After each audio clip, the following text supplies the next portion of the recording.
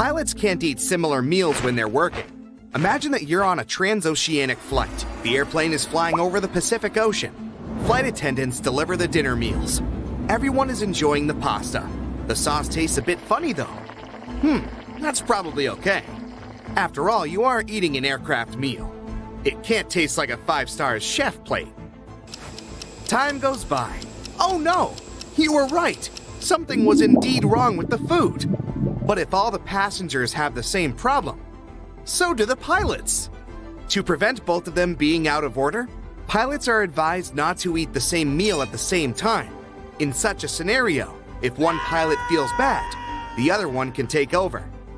I mean, this is not an imperative rule stated by the Federal Aviation Administration, but most airlines make their own rules about this matter. Flight attendants have access to hidden equipment, such as a defibrillator, supplemental oxygen, a fire extinguisher, and duct tape. But probably the most interesting gear they have is handcuffs. These objects are there to protect passengers from others, and sometimes from themselves.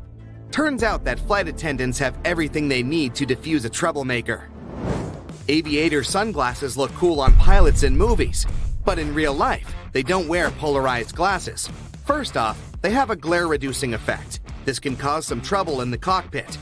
A pilot has to read instruments, but the stuff in the cockpit, such as LCD displays, emits polarized light. So a pilot with those cool polarized glasses can't read the displays with 100% efficiency. Pilots shouldn't wear these glasses simply because of safety concerns. Imagine a shimmer of glare coming from another plane's windscreen, but the pilot missed the sign because of polarized sunglasses. Ever noticed a hole in the tail of an airplane? Well, most commercial airplanes have it. Next time you get into an airplane, take a closer look. The hole has a fancy name, Auxiliary Power Unit.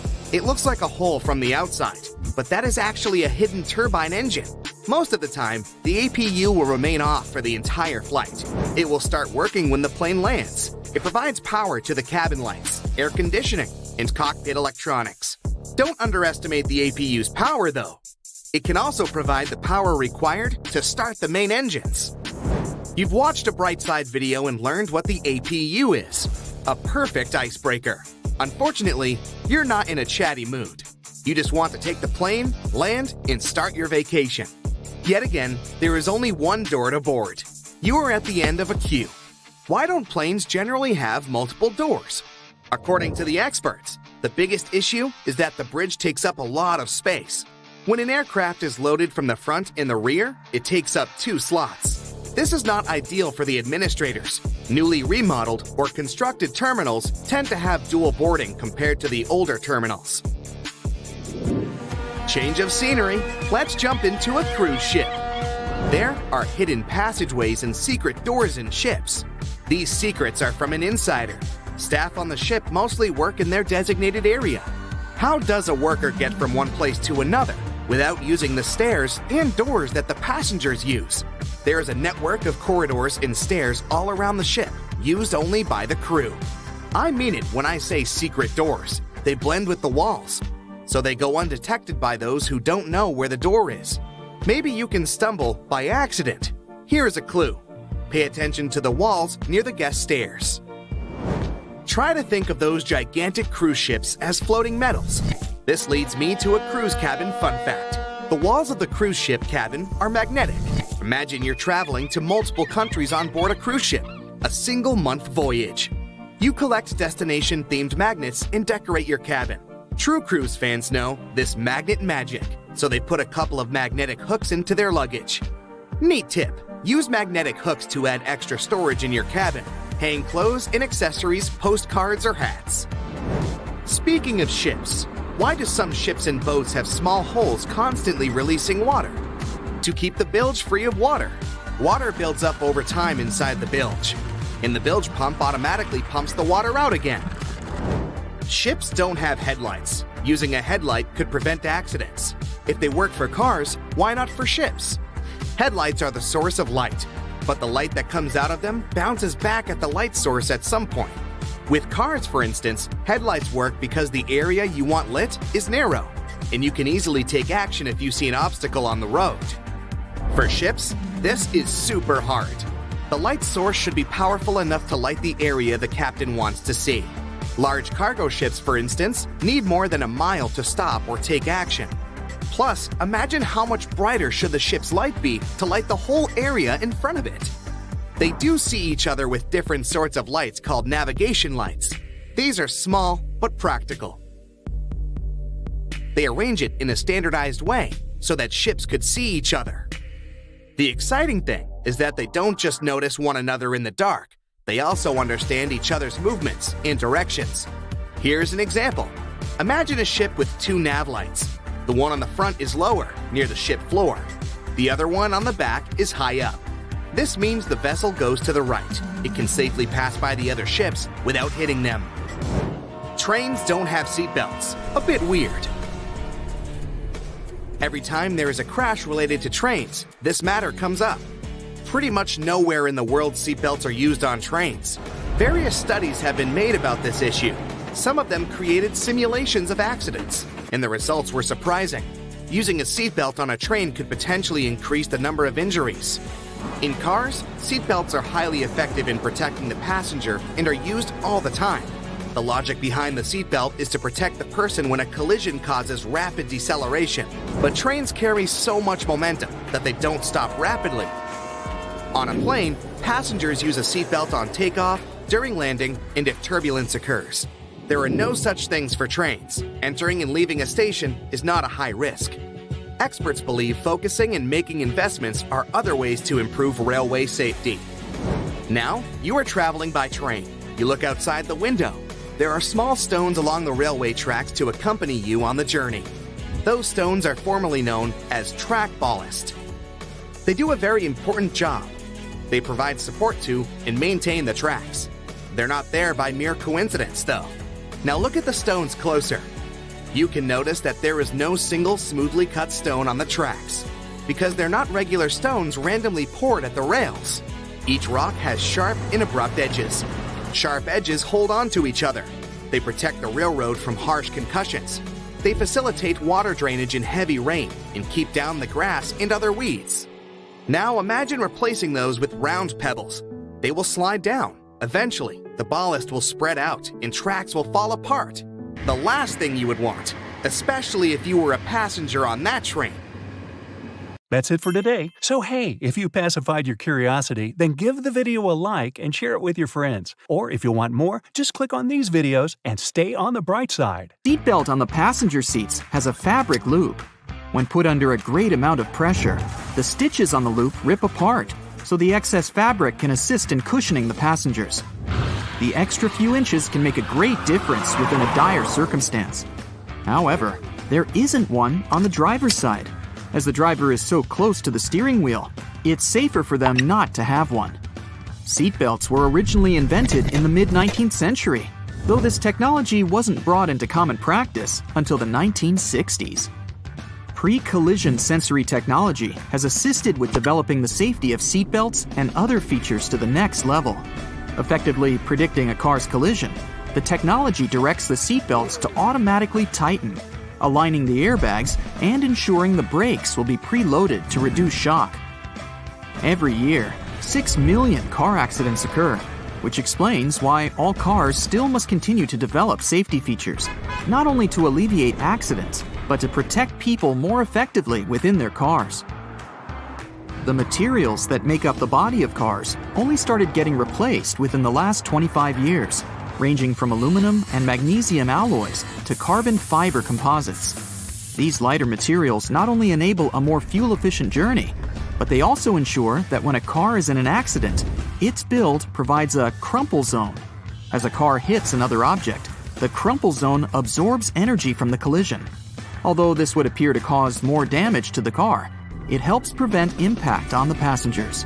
Front and rear bumpers are very underrated, and due to their long history of being used in cars, you can't imagine a time we didn't use them. They were invented in the late 1800s. The bumpers evolved over the years to the point we don't even realize we have them. But they're there, quietly waiting under the outer covers, consisting of compressible foam or plastic around a rigid reinforced bar. All the windows of your car are made of glass, But the windshield is made of a shatterproof version. It's laminated, so whatever might hit it, you can be sure there won't be any shards of glass falling into the front seats. Normal glass was used up until the 1950s. As vehicles became more prominent, they made modifications to ensure safety. Airbags seem like another common feature that has always been there. In fact, they were originally invented in 1968 and were ahead of their time. They slowly gained popularity, and through safety precautions for cars, they eventually became mandatory for all cars to have, only in 1998. They have since developed from just being an airbag within the steering wheel. Today, depending on the vehicle, they can be located throughout the car, ensuring all potential passengers will be protected. Crash sensors connected to an onboard computer detect when a collision occurs and trigger the bags, inflating within milliseconds and providing a cushioned safety within a blink of an eye. It can be difficult to predict the weather, and even more so to determine traction on the road. In the late 1960s, anti-lock braking systems, ABS, were implemented in vehicles. Before that, they had been used in many aircraft, with designs going as far back as 1908. They soon became a necessity for all vehicles, ensuring traction is maintained on slippery surfaces and that there is complete control when braking. Today, ABS has advanced so much that the latest variations, invented in 1948, has been in constant development over many decades. Today, adaptive cruise control ensures that when the car is cruising at a constant speed and detects a slower car ahead, it will then adjust the speed to match the car in front. Other advanced variants may also ensure the car will make a complete stop once identifying that the car in front has done the same. It's easy to forget to have your high beams on when driving on the long and lonesome road for many hours. Automatic high beams are quickly becoming more common. High-tech camera modules can easily determine what type of light is passing through and help ensure when the high beam will be necessary. Although versions of automatic high beams have been around since the 1950s, they counted on light-sensitive sensors and were very unreliable.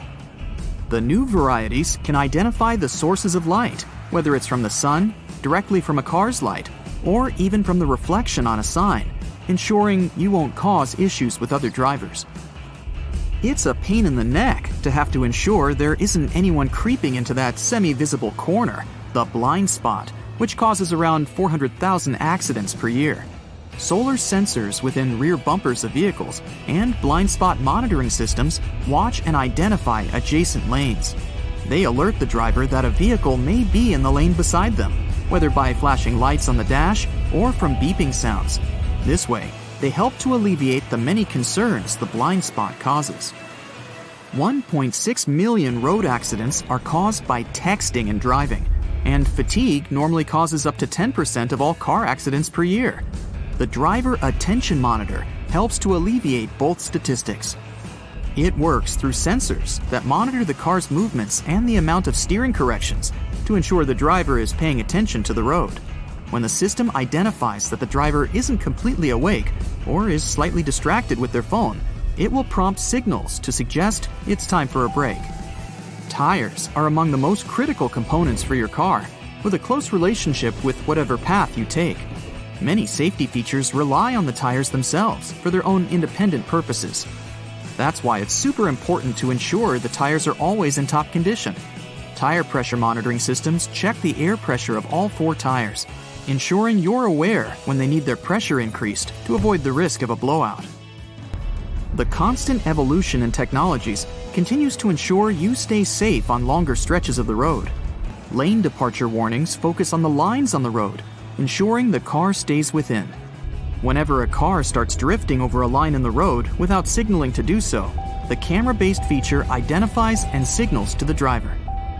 The lane keeping assist feature follows the same method of identifying when the car is intruding the bordering lane. When it gets too close, it will readjust the steering and center the car within its appropriate lane. Other features in more advanced cars have autonomous driving capabilities. The autopilot systems have taken cruise control to the next level. Not only does it allow the vehicle to steer itself in the intended lane while maintaining a set speed, but it also changes lanes when required, making the ride more and more efficient. Some safety features are only just making a trend in car models worldwide. For example, night vision, using thermographic cameras to look out for pedestrians and animals nearby. It goes within the infotainment screen, facing frontwards and identifying objects from their heat signatures. It's estimated that there are over 1.4 billion cars in use worldwide, and as the world's population increases, it's expected that the number of cars will follow suit. Safety features will continue to adapt further beyond what we know of today. Infrared headlights will be further adapted to be used in conditions with poor visibility, like storms, snow, and fog. They'll be capable of enhancing the visibility of the driver in all conditions without affecting the sight of passing drivers. Driver override systems will soon be able to monitor and identify human behavior. Whether due to reckless conduct on the road or for other safety precautions, cars will soon have the functionality to take complete control of themselves, ensuring both the passengers and the driver's safety. Augmented reality windshields are in early development already, providing some indicator reflections from the dash onto the windshield. So it's quite possible that soon all necessary directions from maps and alerts will appear right in front of the driver to ensure they never take their eyes off the road. Airbags will soon not only just be used within a car to ensure the passenger's safety, they will also activate from the outside of the car once they identify a definitive collision. The airbags will inflate outwards, covering the entire outside of the car and drastically reducing its impact. It may be so advanced that the bodywork of the car won't even need to be buffed out. The future technology of cars is expected to be so progressive that the cars themselves will have their own form of communication, not with human drivers, but with other cars. Just imagine cars communicating and sharing information as they identify roadblocks, issues on the road, or disruptive weather patterns. It will all ensure the most efficient and safest route possible. You step out the front door and get in the car. No way around it. There's a chore to be done, and it's not going to be enjoyable. You need groceries. You only needed toilet paper and some oranges, but somehow, you left the store with 4 bags of groceries. It happens. Just gotta put them in the trunk. Oh wait, it's full. There's a bunch of old stuff in there that you were gonna donate. You're not gonna dump your groceries in the back seat either. They might tip over. Here's the solution. Grab yourself a couple of snap hooks. Take your headrest and bring it up just a bit. Now you have space to place the hooks on those metal bits. Now just open the hooks and hang up your bags. Perfect. Oh, you like that? Good. Here's some more knowledge for you to make your life as a driver a bit easier. We've all felt those nasty hot sunny days. Days when you always wish you had a drink in your hand. Well, today is one of those days. At the store, you bought a Coke, the kind you need a bottle opener for. The only problem is, you don't have one. Don't fret. You see these metal things on the seatbelt? They keep you safe, but they're also the exact shape of a bottle opener. Easy. Still got some old DVD cases lying around? Dust one off and get ready to make a sweet car stereo cover. Here's what you do. Grab a pair of scissors and cut off the edges. The idea is to create a flat, almost paper-like cover. The rest is easy. You go down to your car with your new do-it-yourself cover, cut off any extra bits, and place it under the stereo system so it doesn't fall out. Then, all you need to do is close it. Keeps it nice and clean. Plus, no one will get any bad ideas. You're out for a drive, but you left your phone holder at home. Ugh, nuts. Maybe you need a little GPS. Maybe you need to make some calls or record your latest Watch Me Drive Around vlog. So you need to improvise a little. Reach under the seat and pull out some elastic bands.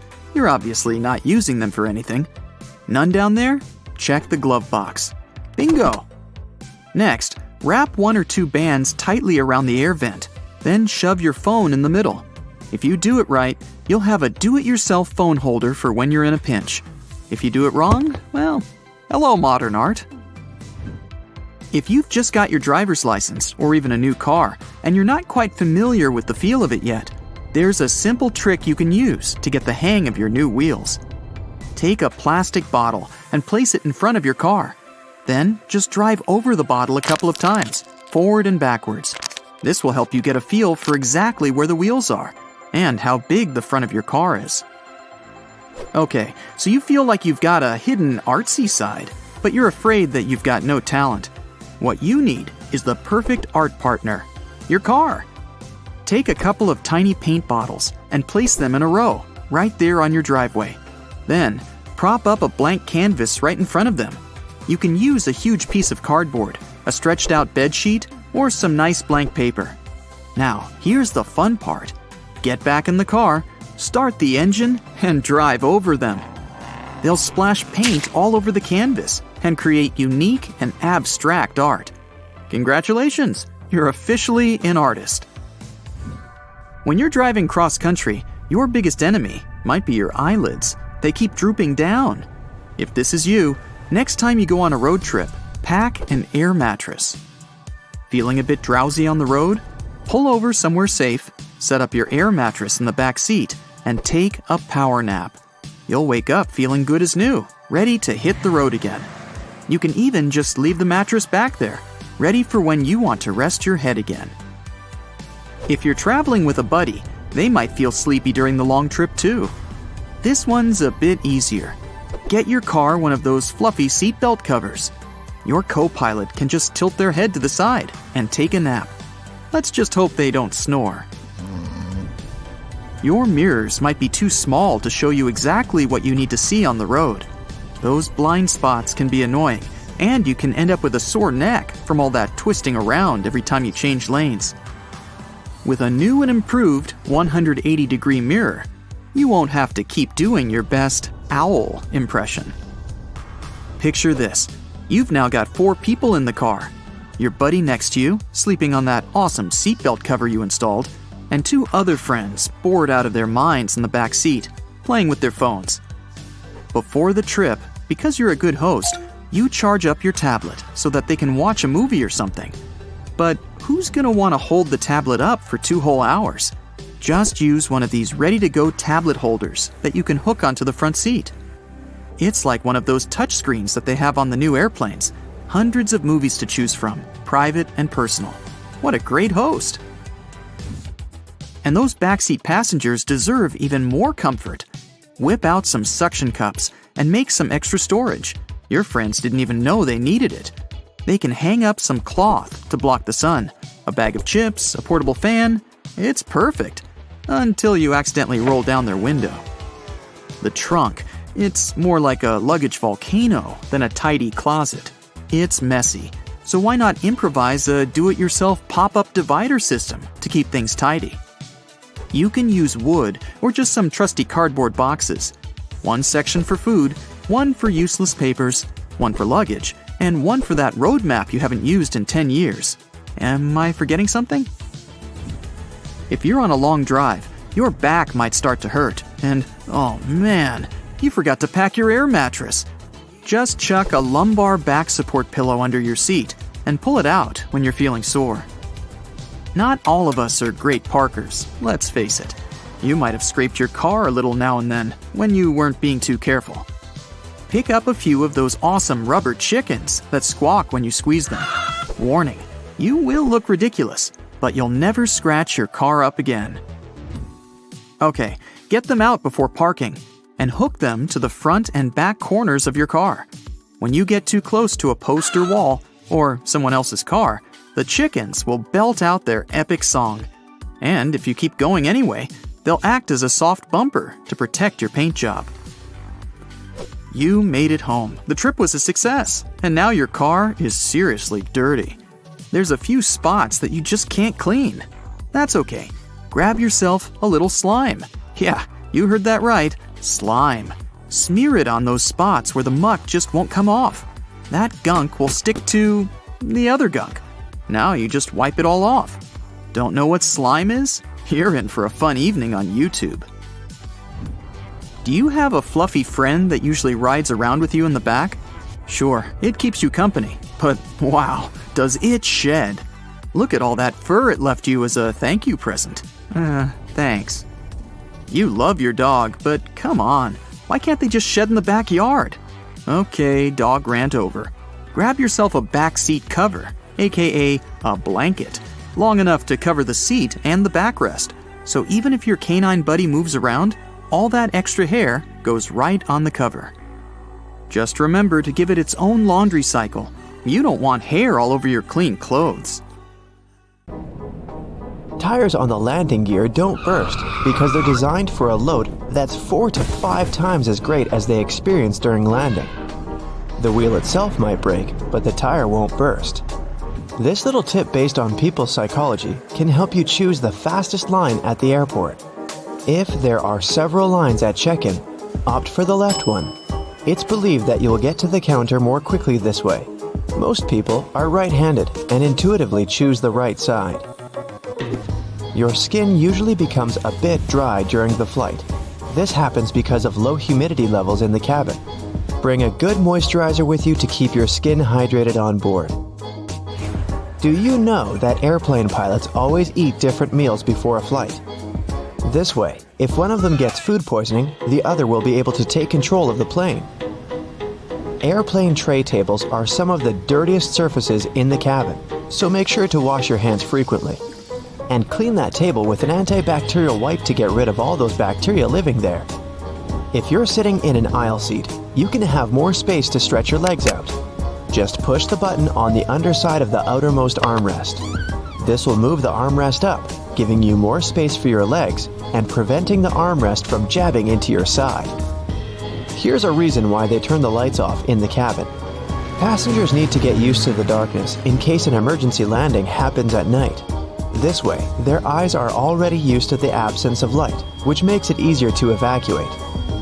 Flight attendants ask you to open window shades so they can see what's happening outside. This way, they can choose the best way to evacuate passengers in case of an emergency. Almost all passenger planes are white, since this color best reflects the sun's rays and prevents the plane from heating up. Another good reason is that white paint is cheaper. Also, workers and engineers can easily notice any damage on a white surface. It's better to avoid making important decisions during a flight. Your brain doesn't get enough oxygen at such heights. This negatively affects its functioning. Chewing gum, hard candies, and mints can help you to avoid this annoying ear popping during takeoff and landing, but not because of the candy itself. You feel better thanks to the process of swallowing. Yawning helps too. As for the gum, it also helps get rid of that bad breath caused by the thin air at high altitudes, which pulls moisture right out of your body. Dry air can make you feel as if you're coming down with a cold. The air in the cabin dries out your nose and throat as if you have symptoms of a cold. These symptoms usually go away right after landing. The water they use to make coffee and tea on board isn't always clean enough. Yeah, many companies use very good water filters now. But still, it's better to ask for bottled water if you're thirsty. That tiny triangle on the aircraft wall over your seat means a lot for flight attendants. These triangles mark the windows through which you can see flashing indicators. Those signal the retraction of the landing gears and the closing of the flaps. Let's say the pilots find out there's some problem. In that case, a flight attendant rushes to the necessary window to check what's happening. But for passengers, this is just the best place for photos, since you can see the wings perfectly. Seats in the middle of the cabin above the wings are the best for you if you have motion sickness. This area is more balanced and shakes the least during turbulence. If you tend to get nervous during the flight, do some physical exercise not long before boarding the plane. A little workout helps lower your stress levels and makes your body release endorphins, the happiness hormones. Also, this physical activity compensates for the hours you spend sitting still. The turbines are located under the wings, since this makes it cheaper, faster, and easier to service the engines.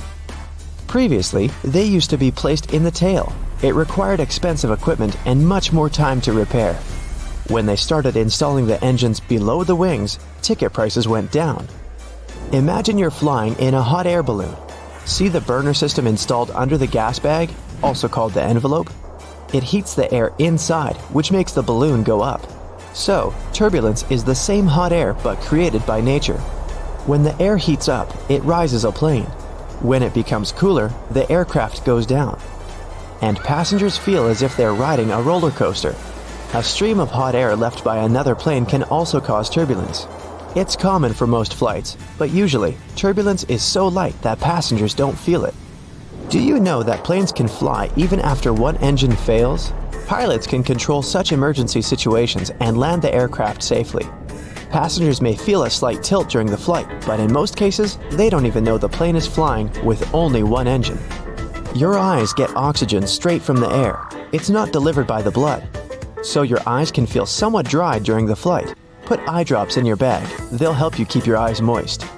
It's forbidden to carry large volumes of liquids on board because some hazardous substances can easily dissolve in water. If a plane has to land on water, its wings become a life-saving pillow. Empty fuel tanks help the aircraft stay afloat too. By the way, it can be from 10 minutes to 60 hours before the plane sinks. It all depends on the model, weather conditions, and the pilot's skills. Those smiling flight attendants you meet when you get into the cabin usually hide their hands behind their backs. They're counting people entering the plane to make sure that all passengers are on board. Despite all the words people say about airplane food, it's not actually so bad. The problem is your sense of taste. It's not so acute since the air in the cabin makes your mouth dry.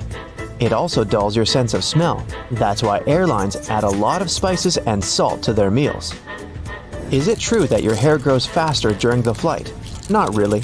Scientists haven't managed to prove it. This myth appeared in the first part of the 20th century when some passengers noticed that their stubble had grown longer during the flight. It's normal for people to get headaches during the flight, especially right after takeoff. You climb to an altitude higher than Mount Everest within about 10 minutes. These changes happen too fast for your body to adjust. Seatbelts on planes stretch across your stomach to save you from getting slammed against the ceiling in case of turbulence. When it happens, the aircraft starts moving up and down, and your waist belt holds you securely. And seatbelts in cars protect people from horizontal collisions. Airplanes have special protection from lightning. Even if it strikes, passengers won't feel it. Planes are covered with an aluminum coating that conducts electric current but doesn't let it get inside the plane. Electronics and fuel tanks also have extra protection. Plane seats are so uncomfortable because airlines try to fit the maximum number of passengers on the plane. That's why there's so little space between seats. 2 additional rows means 12 more passengers. Also, companies make airplane seats lighter to save on fuel costs. Even seemingly insignificant extra weight can cost an airline thousands of dollars. And, by the way, your seat has a fire-resistant coating. It's necessary to prevent a fire from spreading in case of an accident. Airport workers transport unclaimed luggage to special centers. If the owner doesn't show up within 3 months, the baggage is put up for sale in specialized stores. You couldn't use your phone on an airplane in the past, since cell phones were really dangerous for navigation. Their radio signals could disrupt the settings in aircraft electronics. Oxygen masks fall down not only during strong turbulence, but also when the air pressure inside the cabin changes dramatically. Passengers are okay if they put on their oxygen masks, but in such cases are considered to be an emergency, and pilots do their best to quickly go down to a safe altitude so that passengers can breathe without oxygen masks. Each airplane carrying over 19 passengers must have a crash axe. You will see it installed as a firefighting device. That way, if there's an electrical fire, crew members can cut away the cockpit or some other panels. The pilots can actually break the windscreen if something bad happens and people need to evacuate. Passenger planes are mostly white to protect them from solar radiation and its effects. Aircrafts need to remain cool at airports in particularly hot countries, while passengers are going in or out. Brilliant white paint can bounce the sunlight back. It also protects some parts of the plane that are made of composite materials and prevents their damage since there's higher ultraviolet radiation at high altitudes. Commercial planes must get to speeds of at least 155 miles per hour to achieve stability and safety at takeoff. Some smaller planes can sustain altitude even at speeds of 30 miles per hour. But when speeds are that low, the plane can easily get destabilized and could even fail the takeoff. The white trails that planes leave behind, also known as contrails, are created because of water vapor. Vapor is produced during the combustion of fuel in plane engines. When the plane reaches its cruising altitude of 32,800 feet, temperatures get quite low, about -67 degrees Fahrenheit. It's really cold. So, the water turns into particles of ice. How long these particles are going to remain visible mostly depends on humidity. The higher the level of humidity is, the bigger those trails get and remain visible even long after the plane has disappeared. Airplanes all over the globe get struck by lightning almost on a daily basis. A regular airplane in commercial service gets hit on average once a year. How often it happens depends on a couple of things. First, how many landings and takeoffs the plane performs, since lightning mostly strikes at heights between 5,000 and 15,000 feet. It also depends on location. For instance, it's more likely for a plane to get struck by lightning around the equator and in some other parts of the world. Modern planes are designed to withstand such strikes. They have to go through special lightning tests to prove they can cope with strikes. Planes mostly fly at altitudes of up to 7 miles. There are some benefits like the thinner air or producing less aerodynamic drag, which also means less fuel consumption. The temperatures up there are lower, which makes the jet engines more efficient. That part of the atmosphere is also less turbulent, which helps make flights smoother. Some planes have already gone into space, but not the ones you see at the airport. Those classical planes need air to go up, and space is basically just a vacuum. The first plane that reached space was designed around 70 years ago. During its first flight, it generated lift and stability using its thin, stubby wings. It traveled more than 5 times the speed of sound. There are at least 1 sextillion planets out there in our universe. To give you an idea of how huge this number is, our planet weighs almost 1 sextillion times more than some animals like a bear. None of these planets are cubic, triangular, or any other shape. They're all round. At its beginnings, a planet is just a cloud of dust and rocks that rotates around a central star. Dust and small pieces attract each other because of gravity, and they keep doing it until they form a blob. Now, the blob starts attracting more matter.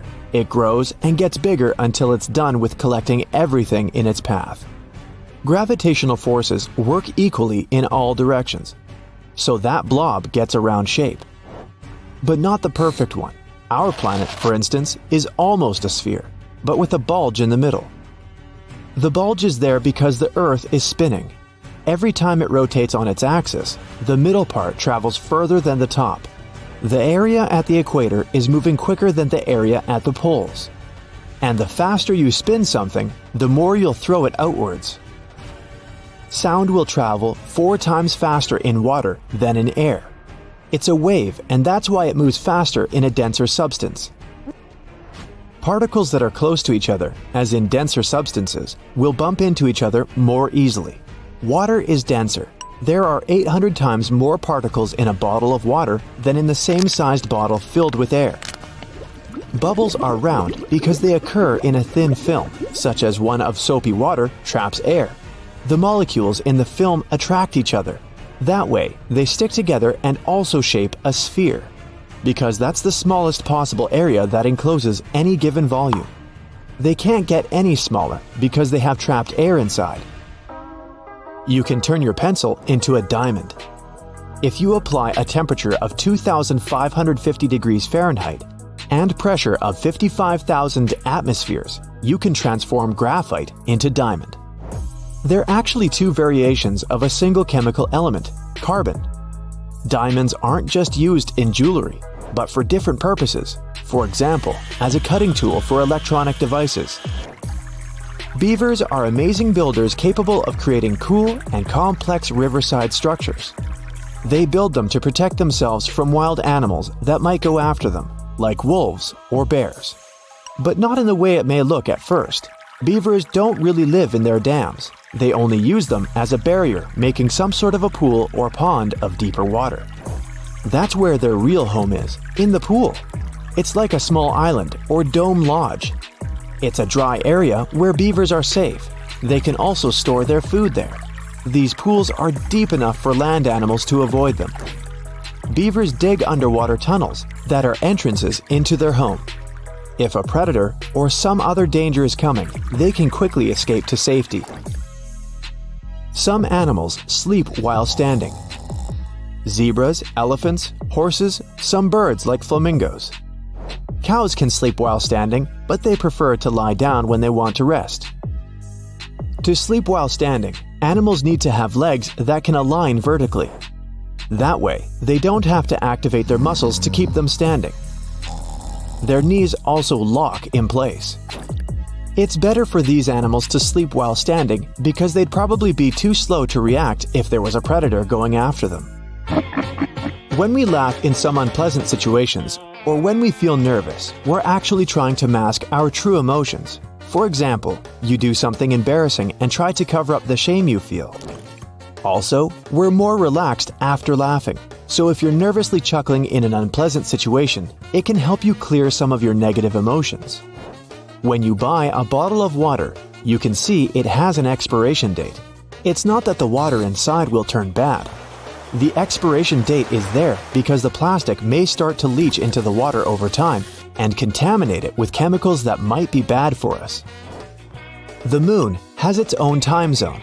The astronomers created a special watch for all moonwalkers. It measures time in lunations, which is the period of time the moon needs to rotate and revolve around our planet. Each lunation is almost 30,000 Earth days. You can decaffeinate your coffee if you take it into a sauna to moisten the green coffee bean within temperatures of 160 to 210 degrees Fahrenheit. The point is to get 10 milligrams or less of caffeine per one coffee. That's when you can put it in the decaf category. One serving of regular coffee has 50 to 75 milligrams of caffeine. There's a reason the Earth spins. Our solar system formed 4.5 billion years ago. There was a raging cloud of dust and gas. Molecules and atoms in that cloud had a tendency to rotate in a certain direction. That same cloud collapsed under gravitational forces. Gravity magnified its initial rotation and then flattened it out into a disk. Our planet formed within that disk, and now it's spinning because of that old pattern of its parent cloud. They make plane wings smooth to let air flow easily around their surface and reduce resistance during the flight. So why did they add these convex yellow hooks? They obviously worsen the aerodynamics. Yeah, they do, but they're also necessary for your safety. Imagine a plane making an emergency landing in the open sea. Everything's going well. The aircraft is sliding on the water. Then rescue boats sail to this place to evacuate the passengers. They leave the plane through emergency exits located above the wings. Before the door opens, the escape slide inflates. Passengers need to walk on the wing and go down the slide, but the wing surface is slippery because of water. They might fall and get hurt. To prevent this, the stewards install a rescue rope. They attach one end to the door and the other to the edge of the wing, passing it through these hooks. During the evacuation, people hold on to this cable like a railing and don't fall. They can also attach rescue boats to the wing with a rope and these hooks, so the sea won't take people far away from the plane. By the way, the plane can stay on the water for 10 minutes to 60 hours, depending on the model, weather conditions, and the pilot's skills. Both the main and emergency exits have extra handles for crew members. During an evacuation, people may panic and accidentally push the flight attendants off their feet. To avoid a fall, they hold onto these handles. A seat belt on an airplane has a slightly different purpose from that in your car. The one in the vehicle protects you from a horizontal hit. When a plane is going through turbulence, it's shaking up and down. Your waist belt keeps you from hitting the ceiling. Crew members have handcuffs for problem passengers. If someone behaves badly and interferes with the flight attendants have the right to chain them to their seats. To do this, they use police handcuffs or plastic ties. This is the maximum that can be done during the flight. Then they report a rowdy person to the airport and hand them over to the police after landing. During an emergency, oxygen masks drop automatically. They have an extra purpose you might not know about: to equalize the pressure and prevent panic. Air pressure can change because of turbulence, so, among other things, the masks help passengers stay calm. Your seat is your safe haven. That life jacket under it won't let you drown. Also, the seat's surface is made of waterproof material. If water gets into the cabin, the seat will save you from freezing, since it won't get wet. It's also fireproof. The cover can prevent the fire from spreading through the cabin. But more importantly, it can save you from the flames. Of course, you'll most likely never have to use this feature, but it's nice to feel safe, isn't it? You can use the tray table in the seat in front of you like a hammock. Just tie a belt, a blanket, or a towel around the table and stretch your feet out. You might have noticed black triangles on the wall above the seats. For you, as a passenger, they may indicate the seats that have the best view of the wings, where you can take the most beautiful flight photos. But the triangles weren't created for your camera. The crew members monitor the condition of the aircraft through windows under these signs. Suppose the wings freeze, the engine catches fire, or the pilot receives a signal about some problem. In that case, the crew will quickly move to the triangles and assess the situation. And there you are, sitting under the triangle, looking at the wing and thinking, why are the wings located in the lower part of the plane? They could install them above the windows or right in the center. Actually, some planes have them in the middle and higher up, and each location makes sense. The engine and turbines are under the wings.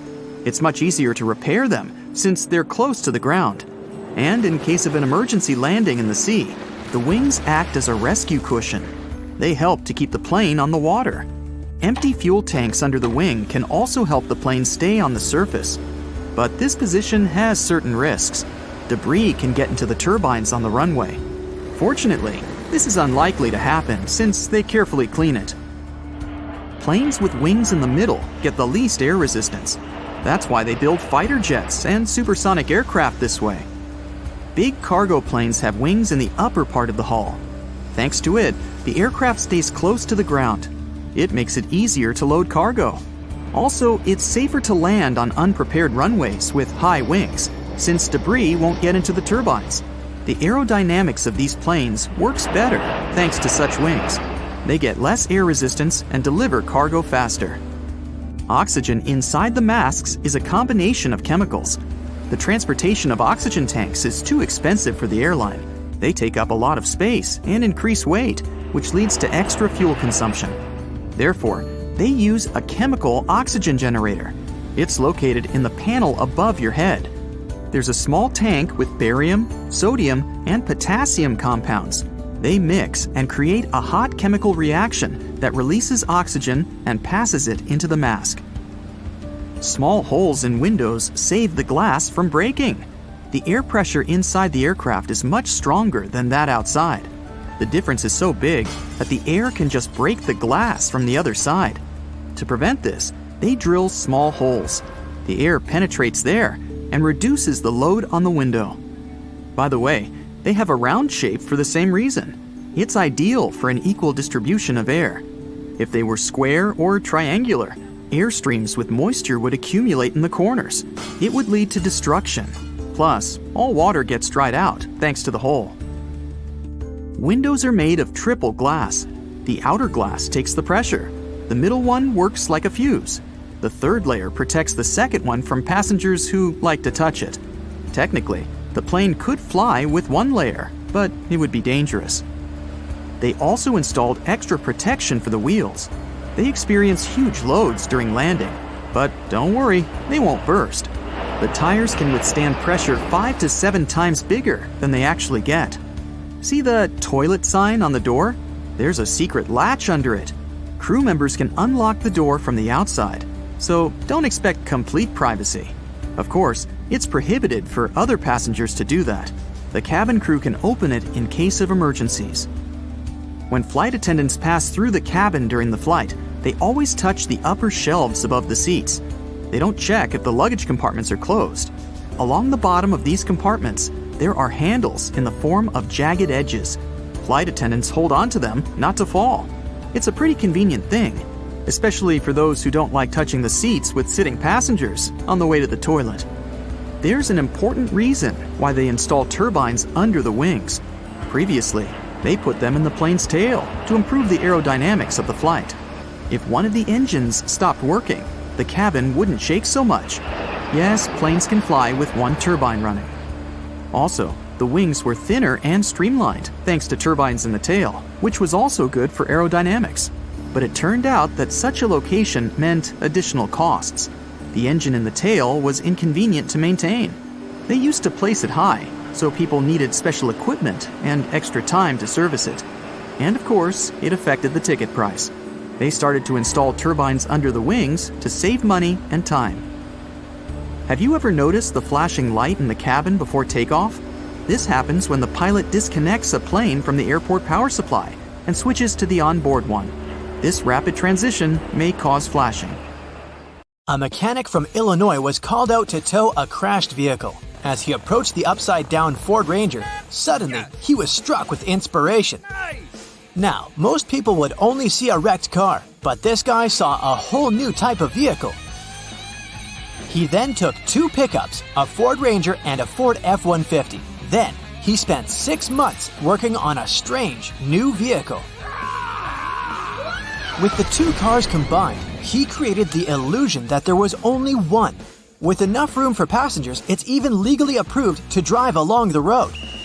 With the 4 wheels on top all spinning autonomously in line with the ones on the road, he creates confusion wherever he drives. Yeah, it looks quite weird even when perfectly parked. The importance of eating your greens is something many wholesale companies try to convey to their potential buyers. One company in England called Birdseye went to the next level.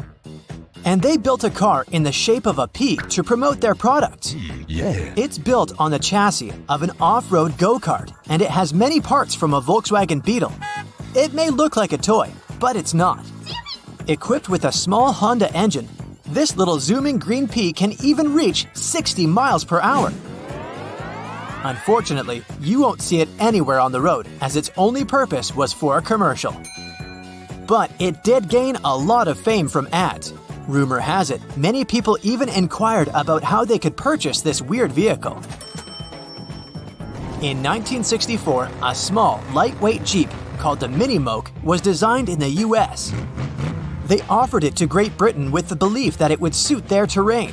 Still, the car was rejected for its low ground clearance, and the open side doors weren't quite adapted for the English weather.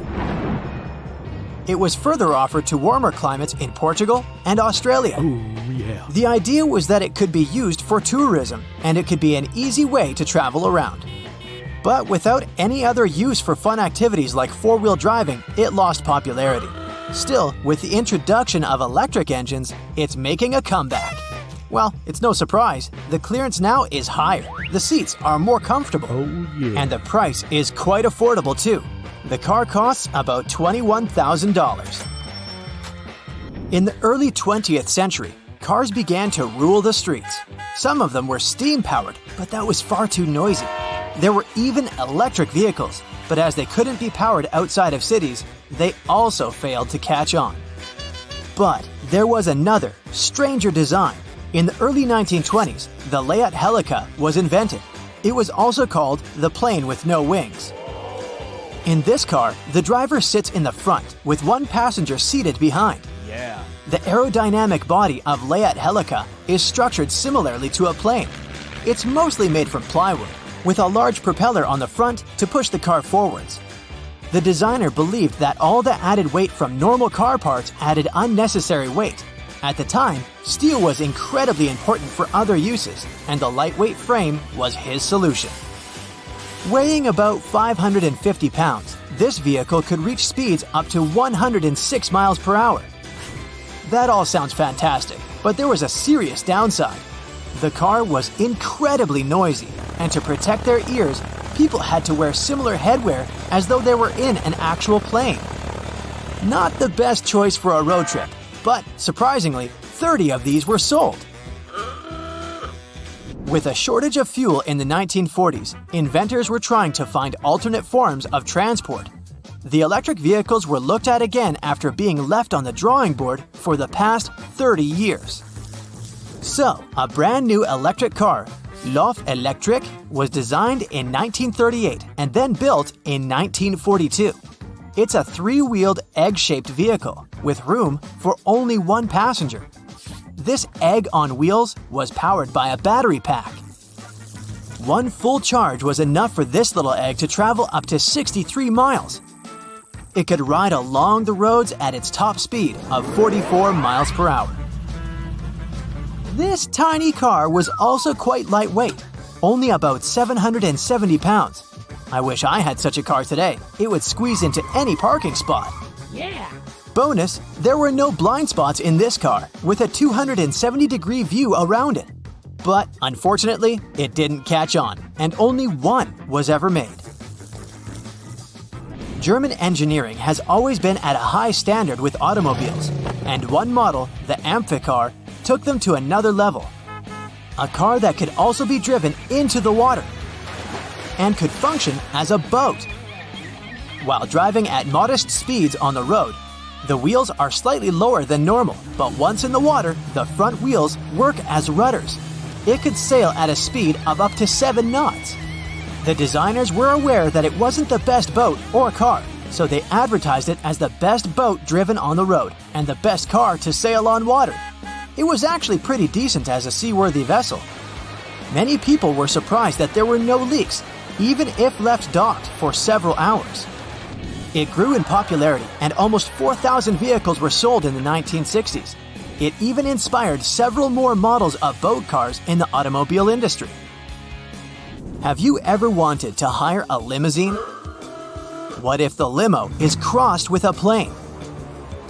One guy decided he wanted to combine his love for a 727 plane with the ability to drive it on the road. First, he found a plane. Then he removed the wings and the tail from the body and attached the plane's body to a Mercedes-Benz bus. So, it's kinda a regular bus in a plane's disguise. Stretched at 52 feet, it became the biggest limousine in the world. There's enough room for 40 people, but it can still drive at up to 124 miles per hour. The cockpit is mostly preserved. However, a steering wheel was replaced to drive the limo, for obvious reasons. The original folding staircase still works, making it a nice welcome to passengers while boarding the Boeing limo. Surprisingly, it's registered to be driven on the road, and you can even rent this 24,000-pound limousine. At the beginning of the 20th century, car engines became a lot more efficient, and the availability of affordable gas helped automobiles really kick off. Back in 1927, car designers invented something really posh. Meet Bugatti Royale. It was the most luxurious car ever made. At 21 feet long and weighing 7,000 pounds, almost twice the average weight of a sedan built today. However, at the time of its creation, there was a great decline in the economies around the world.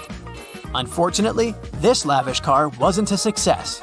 Even the royalty of Europe had no interest in such an extravagant purchase. 25 had been planned to be made, but as interest faded, only 3 were sold. The production line ceased with only 7 built in the end. The engine design was based on a French aircraft engine and is the largest ever built. But following the failure of the Bugatti Royale, the remaining engines were reused for newly built high-speed rail cars for the French railway system. In 1930, an inventor, John Archibald Purves, created something he believed will be the high-speed vehicle of the future. He got his inspiration from designs made by Leonardo da Vinci.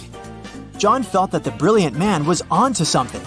He then created the Dynasphere, a mono-wheeled vehicle that ran on electricity. This 10 feet high singular wheel, made from lattice iron and covered in leather, weighed around 1,000 pounds. The driver's seat and the motor are connected and mounted on wheels. At first, steering was only possible when the driver leaned to either side, but later, a steering wheel was implemented to make it easier. It could reach up to 30 miles per hour. There was some interest in it as a fun activity for the beach. And a modified version with 8 seats was also made. But unfortunately, the designer's vision of giant wheels covering the highways instead of cars didn't come true. Probably because he has yet to find a way to stop it from moving, other than running into something. That's it for today. So hey, if you pacified your curiosity, then give the video a like and share it with your friends. Or if you want more, just click on these videos and stay on the bright side. It seems strange that a commercial jet doesn't have keys to turn it on, but it's a bit more complicated than just turning a key.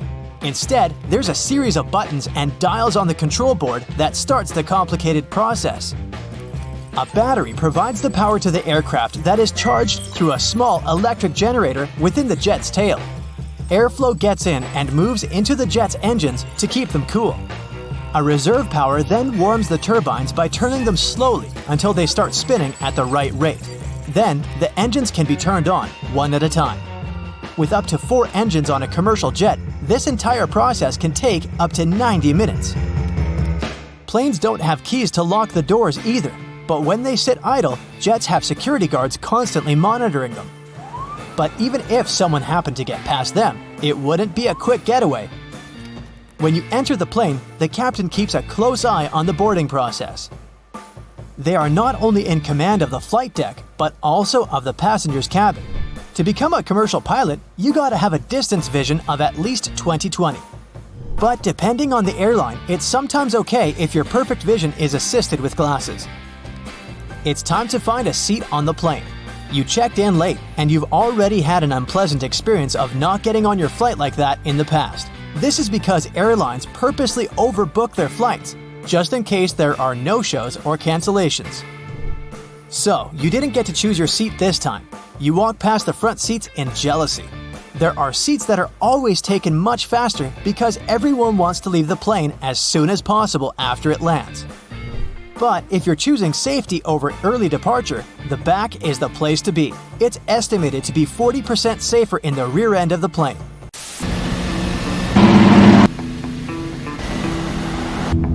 Maybe you'd prefer to drive instead of flying? The chances of something dangerous happening to a plane during a flight are 1 in 11 million. Compare it to the likelihood of a car accident, which is 1 in 5,000. You've been placed at the emergency exit. Excellent, more legroom. Over the past 30 years, legroom has been decreasing more with every year. Up to 5 inches on some airlines. No, you haven't been getting taller. The reason behind this is the more people they're able to fit in, the more money the airline makes. Airlines don't build their own aircraft and use factory-made planes. From there, each airline will determine its own seating structure. This is also why the seats don't line up with the windows. But it doesn't matter. You have the best seat, although it's always a bit concerning when sitting next to an emergency door. What if you accidentally knocked it while asleep and opened it? Relax. It's actually impossible to open these doors while flying. The air pressure inside pushes against every square inch of the cabin. On the door itself, this pressure equates to 1,000 pounds across every square foot of the door.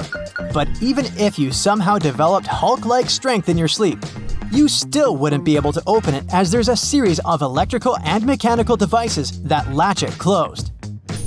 The extra measures are important as the moment the door opens, the entire cabin temperature would quickly drop, and that drastic change in pressure would weaken the plane's structure.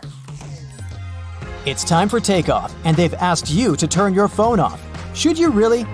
10% of people have admitted that they don't turn theirs off and don't even set them to airplane mode. Cell phones can cause issues, but they don't disrupt the electronics as you might believe.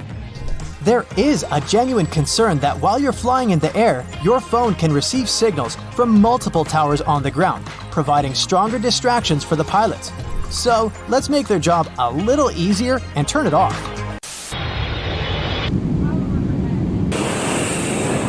The plane has reached 40,000 feet, your ears have popped, and the seatbelt sign is turned off. The flight attendant walks down the aisle with their arms held outward. Within such a thin passage, they walk this way as it helps with their balance. They try to avoid disrupting passengers, so they don't use the headrest of the seats. And in case of sudden turbulence, there are special grabbing spots under the overhead luggage bay. It's estimated that 500,000 people are flying in the sky at any given time. So right now, you're part of that special group involving 0.1% of the world's population. You look out the window and notice the white wings. Planes are painted white and other lighter colors as well to help reflect solar radiation. This avoids damage from the sun by reducing the amount of heat the plane receives. We'll be experiencing some turbulence. But further in the distance, dark clouds approach and the plane is heading towards a thunderstorm. Since it's made of metal, it has to be a big electric conductor, right? Thankfully, jets are fitted with an aluminum shell that conducts electricity very well. The cabin's interior is completely shielded from lightning, protecting electrical systems and leaving us carbon-based mammals unhurt. A plane is so perfectly built for electrical storms that it's one of the safest places to be. There haven't been any major incidents from a storm since the 1960s. You're thirsty and you're aware that you should have brought your own water. When aircrafts land at each location, they refill their water supplies. The water quality in a plane is based on where they collected the vital liquid. Many things contribute to the water quality of every airport. Water cabinets, trucks, carts, and hoses all could be of different standards. In 2019, an airline water study found that most airlines weren't providing clean water, so the general recommendation is to only drink water from a sealed bottle and avoid even tea. But the food is perfectly fine. As you sit back down, you notice the cabin is cold. Super cold, to be honest.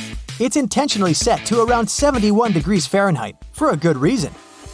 When people become vulnerable to fainting, it's due to not receiving enough oxygen. And when there's warm air mixed with high cabin pressure, fainting becomes more common. So, while the cold air is helping those who need it, you've been provided with a blanket for your comfort. Warmed up with a blanket, you notice the dry air running through your nose, and it dehydrates your lips and eyes. But don't worry, the air is completely safe and very clean. 40% of the air is recycled and goes through a thorough cleaning system to remove all dust and airborne bacteria, and the other 60% comes from the outside. The humidity levels in the air get very low, and that's why you feel all that discomfort. It's now dark outside as the plane begins its descent to land, and the lights are dimmed. The dimmed lights aren't for the pilots or crew or those at the airport. They're for you. If something goes wrong while landing when it's dark, they'll have to start an emergency procedure. The dimmed lights are there to help your eyes adjust and help you follow towards the exit in the dark easier. But luckily, today, it won't be necessary, as your journey has come to an end. That's it for today. So hey, if you pacified your curiosity, then give the video a like and share it with your friends. Or if you want more, just click on these videos and stay on the bright side. Is the sky like a desert? Can a commercial aircraft fly faster than the speed of sound? Can you fix a plane with a piece of tape? Let's check your intuition with this cool truth or myth airplane quiz. Make sure to note down your correct answers and share your score in the comments. So, the first one for you. Commercial airplanes are more fuel efficient than your car. True or false? That's actually true. Commercial flights have been more fuel efficient per person per mile than cars for more than a decade. Better technologies and a larger number of people that fit in one plane have decreased the energy intensity of traveling by air by almost 74%. As for cars, it's been just a 57% drop. Okay, how about this one? There's no row 13 on a plane. Well, come to think of it, I've never seen a 13A or any other letter on my boarding pass. What about you? That's true, but only partially. In those countries where the number 13 is considered unlucky, there's really no row 13. But in other countries, the missing number may differ depending on what is believed to bring bad luck there. Opening a plane door during the flight is a real safety risk. It sounds kinda terrifying to me, but is it true? You can relax, that's just a myth. For one thing, the doors are locked, but even if they weren't, no one can open the door of a flying plane. It's physically impossible. The cabin pressure won't allow anybody to do it. When an airplane is at cruising altitude, it's pressurized. The difference between the inside and outside is huge. In other words, the pressure inside the cabin pushes on the door and doesn't allow anyone to open it from the inside. Even better, the airplane door is called a plug door. Its inner edge is wider than the outer. That's why it acts like a bathtub drain stopper, corking the doorway without falling through. Your skin is drier on a plane than it would be in the middle of the Sahara Desert. Can you believe this? And if you think this is true, you're absolutely right.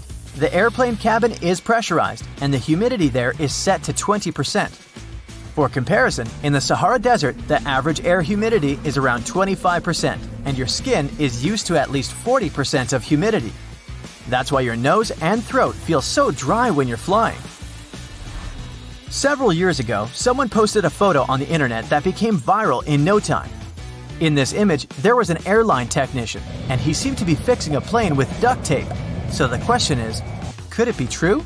Or was it just a fake? The answer isn't so simple. It wasn't your regular duct tape, so partially, this fact is a myth. But it was some kind of tape, known as speed tape. It costs around $700 per roll. It's actually an aluminum adhesive you can use to temporarily mend minor damage, until you can repair it properly. Is it true that pilots avoid the Bermuda Triangle? After all, it has such a notorious reputation. Ships and planes simply disappear into thin air in this region. This one is certainly a myth. Today, people already know that there's no particular danger in the Bermuda Triangle, and planes fly over this area as usual. Airplanes mostly fly on their own, with autopilots doing all the work. Myth or truth? What's your bet? It's a widespread myth. Many people are sure that planes are some super automated mechanisms that can fly mostly by themselves, and pilots are there simply for backup. In reality, though, flying is a hands-on job. It needs constant attention and a skilled flight crew. There once was a plane that flew twice faster than the speed of sound. Can it be true, or is it too far-fetched? This fact is definitely not a myth. The Concorde could reach a speed of 1,330 miles per hour. That's much faster than the speed of sound, which is around 767 miles per hour. And that's indeed almost twice as slow as the Concorde. You might have heard this scary fact before. Planes empty toilets right in the air. Sounds alarming, but is it true? Fortunately, that's only a myth. There's absolutely nothing to this legend. Airplane toilets use a vacuum-based system to transport all the contents out of the bowl and into a special tank. It's located in the rear part of the aircraft, and this tank gets emptied only on the ground. This is a tricky one. When a plane is flying towards the east, it can reach higher speeds. So, can the speed really depend on the direction? And this is true.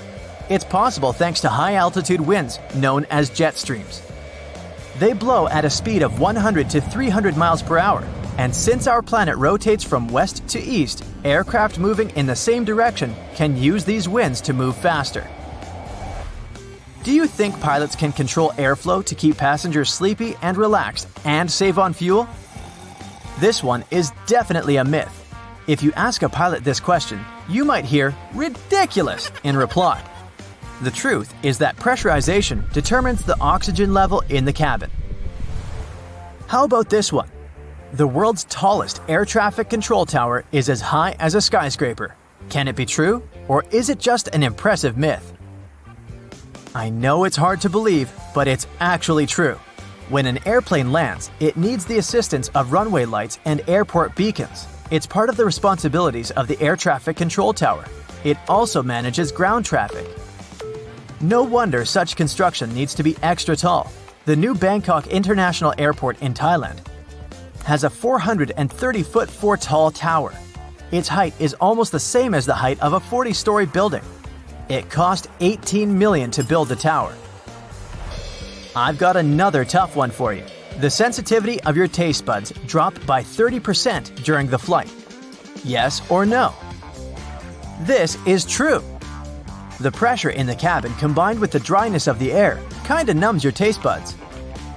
But the most curious thing here is that this mostly affects salty and sweet flavors. If you're served something spicy or bitter, you can still taste it as usual. Airline caterers try to take the decreased sensitivity of your taste buds into account while preparing airplane meals. They have to modify lots of good old recipes to make your food taste better. As soon as your oxygen mask is on, in case the cabin is depressurized, you can relax and breathe out. You can still use it till the end of the flight. I wish it was true, but is it? Sadly, it's a myth. Passenger oxygen masks usually provide enough air to breathe normally for 10 to 15 minutes. In other words, it's just a temporary solution. But in most cases, this time is enough for the plane to go down to the altitude of 10,000 feet. That's where people can breathe without using oxygen masks. And since planes descend very fast, the need for additional oxygen lasts for a few minutes at most.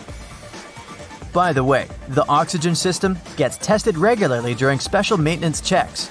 Plus, both passengers and pilots' oxygen flow doesn't depend on electricity. Masks use individual oxygen generators, so even if there's some electrical problem on board, the oxygen doesn't get cut off. Many people say that the plane is the safest means of travel, but do you believe in it? That's a myth. Flying is the second safest. Studies show that the elevator is safer. Unfortunately, it won't be able to take you to the Bahamas. Okay, this last one was kind of a joke. Statistically, planes are indeed the safest way to get to your destination. So, how many correct answers did you have? Tell me in the comments below. Me, 8. Duh. That's it for today. So hey, if you pacified your curiosity, then give the video a like and share it with your friends. Or if you want more, just click on these videos and stay on the bright side. The plane had been in the air for a mere 25 seconds when the pilots noticed weird noises and bizarre vibrations. They tried several ways to improve the situation, but nothing worked. The engine surges continued. And just over a minute into the flight, when the plane reached 3,000 feet, both engines failed. First the right one, 2 seconds later the left one. The pilots decided to return to the airport they had just left. At the same time, they tried to restart the engines. Nothing seemed to work. The flight crew made a decision to pitch the plane down and then level it off. Perhaps it could help them gain some speed for the glide. But soon, they realized they wouldn't make it to the airport. Was the plane going to crash? That's when the miracle at Gotrura occurred. The morning before the flight started as usual. Regular pre-flight procedures, good weather. The members of the flight crew were experienced pilots. A 44-year-old Danish captain with over 8,000 flight hours under his belt, and a 34-year-old first officer from Sweden with 3,000 hours. So, what could go wrong? The plane itself was almost brand new. It was a McDonnell Douglas MD-81 nicknamed Dana Viking. It made its first flight on March 16, 1991. By that fateful day, the aircraft had been in service for a mere 9 months. There were 122 passengers and 7 crew members on board. Flight 751 Scandinavian Airlines was a scheduled flight from Stockholm, Sweden to Warsaw, Poland. On the way, the plane was supposed to make a stop in Copenhagen, Denmark. The aircraft took off from Stockholm according to its schedule at 8:47 a.m. local time. But by that point, the people inside had already been doomed, all because of a terrible sequence of events before the departure. It started the night before. The plane arrived at Stockholm Airport after a flight from Zurich. It was 10:09 p.m.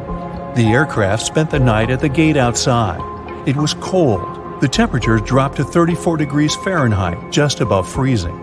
What made the situation even worse was that almost 6,000 pounds of freezing cold fuel, chilled during the night, still remained in the tanks located in the wings. The fuel was so cold because the plane had been flying at the cruising altitude, where the air temperature outside the cabin varied from -61 to -80 degrees. The flight from Zurich lasted around 1 hour and 40 minutes. Soon after midnight, a flight technician came to check on the aircraft. The man had to remove some slush from the landing gear, otherwise he wouldn't be able to examine it. At around 2 a.m., when he was leaving, he noticed some ice covering the upper part of the wings. By the morning, the situation had become even dire. A layer of clear, almost invisible ice had formed on the tops of the wings. The plane had to leave the gate at around 8:30 a.m. An hour before the departure, the mechanic responsible for the plane noticed that some ice covered the underside of the wings. He decided to make sure there was no ice on the tops of the wings. He climbed a ladder and put one knee on the wing. Then he bent forward to touch the front part of the wing.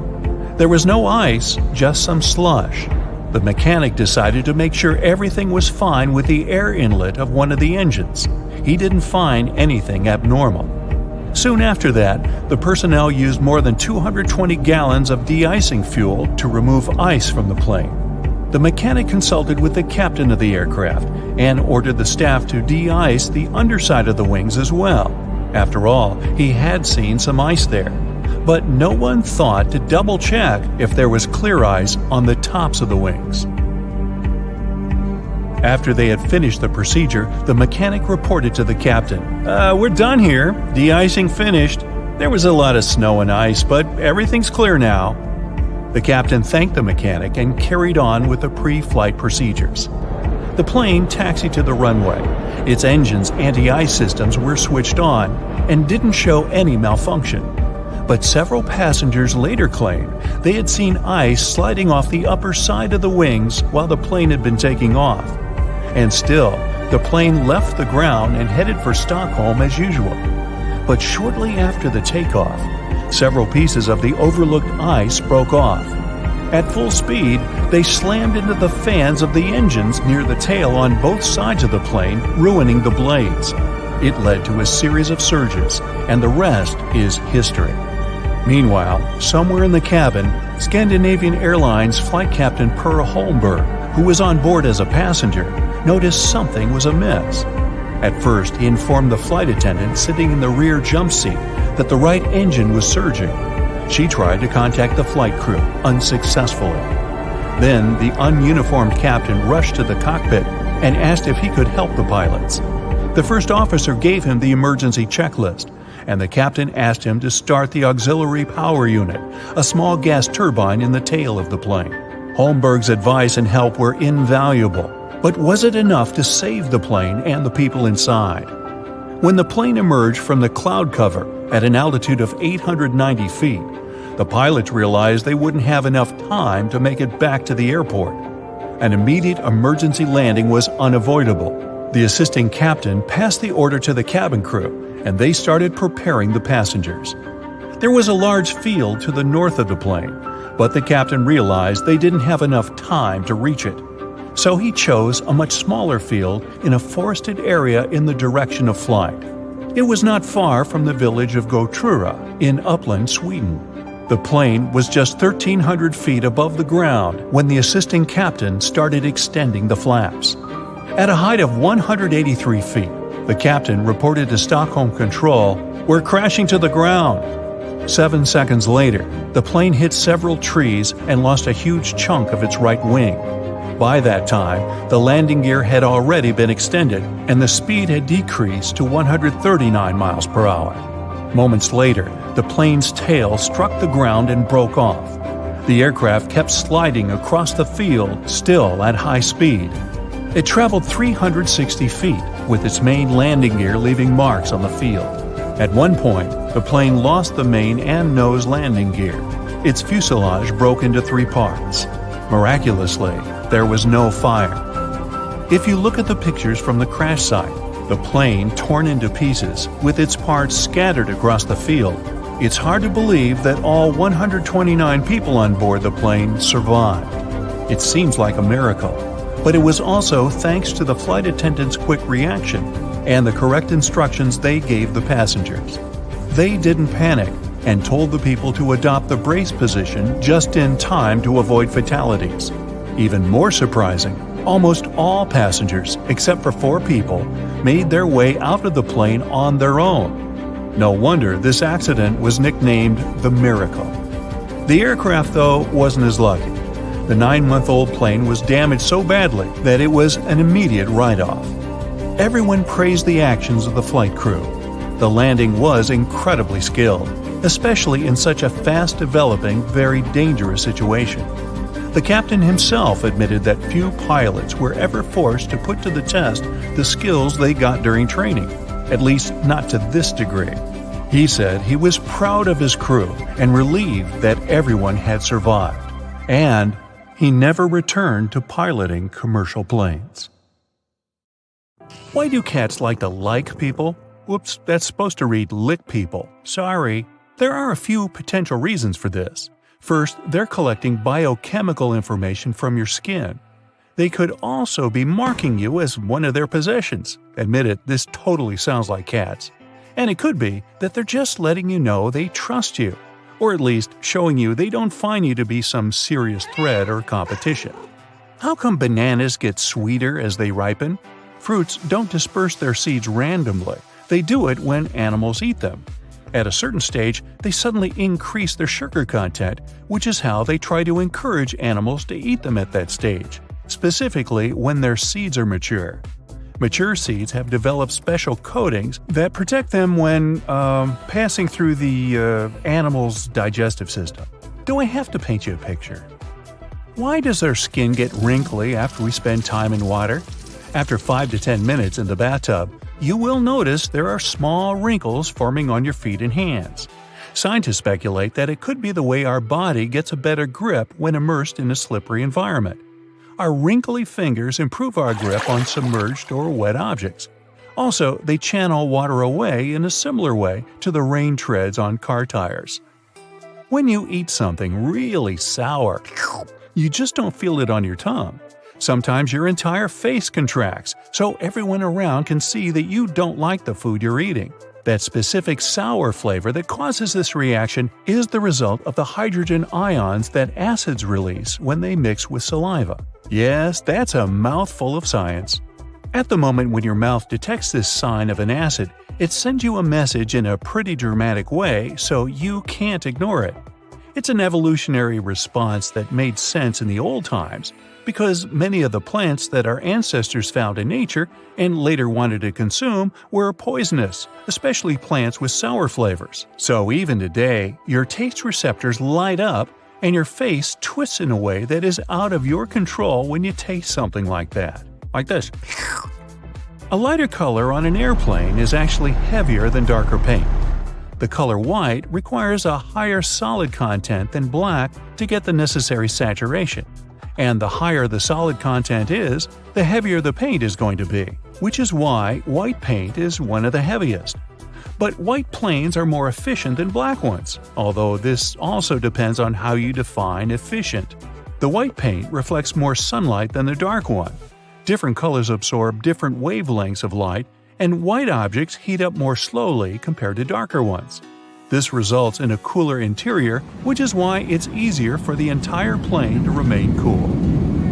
If your hot tea tastes odd when you drink it out of a plastic cup, don't worry, it's not just you.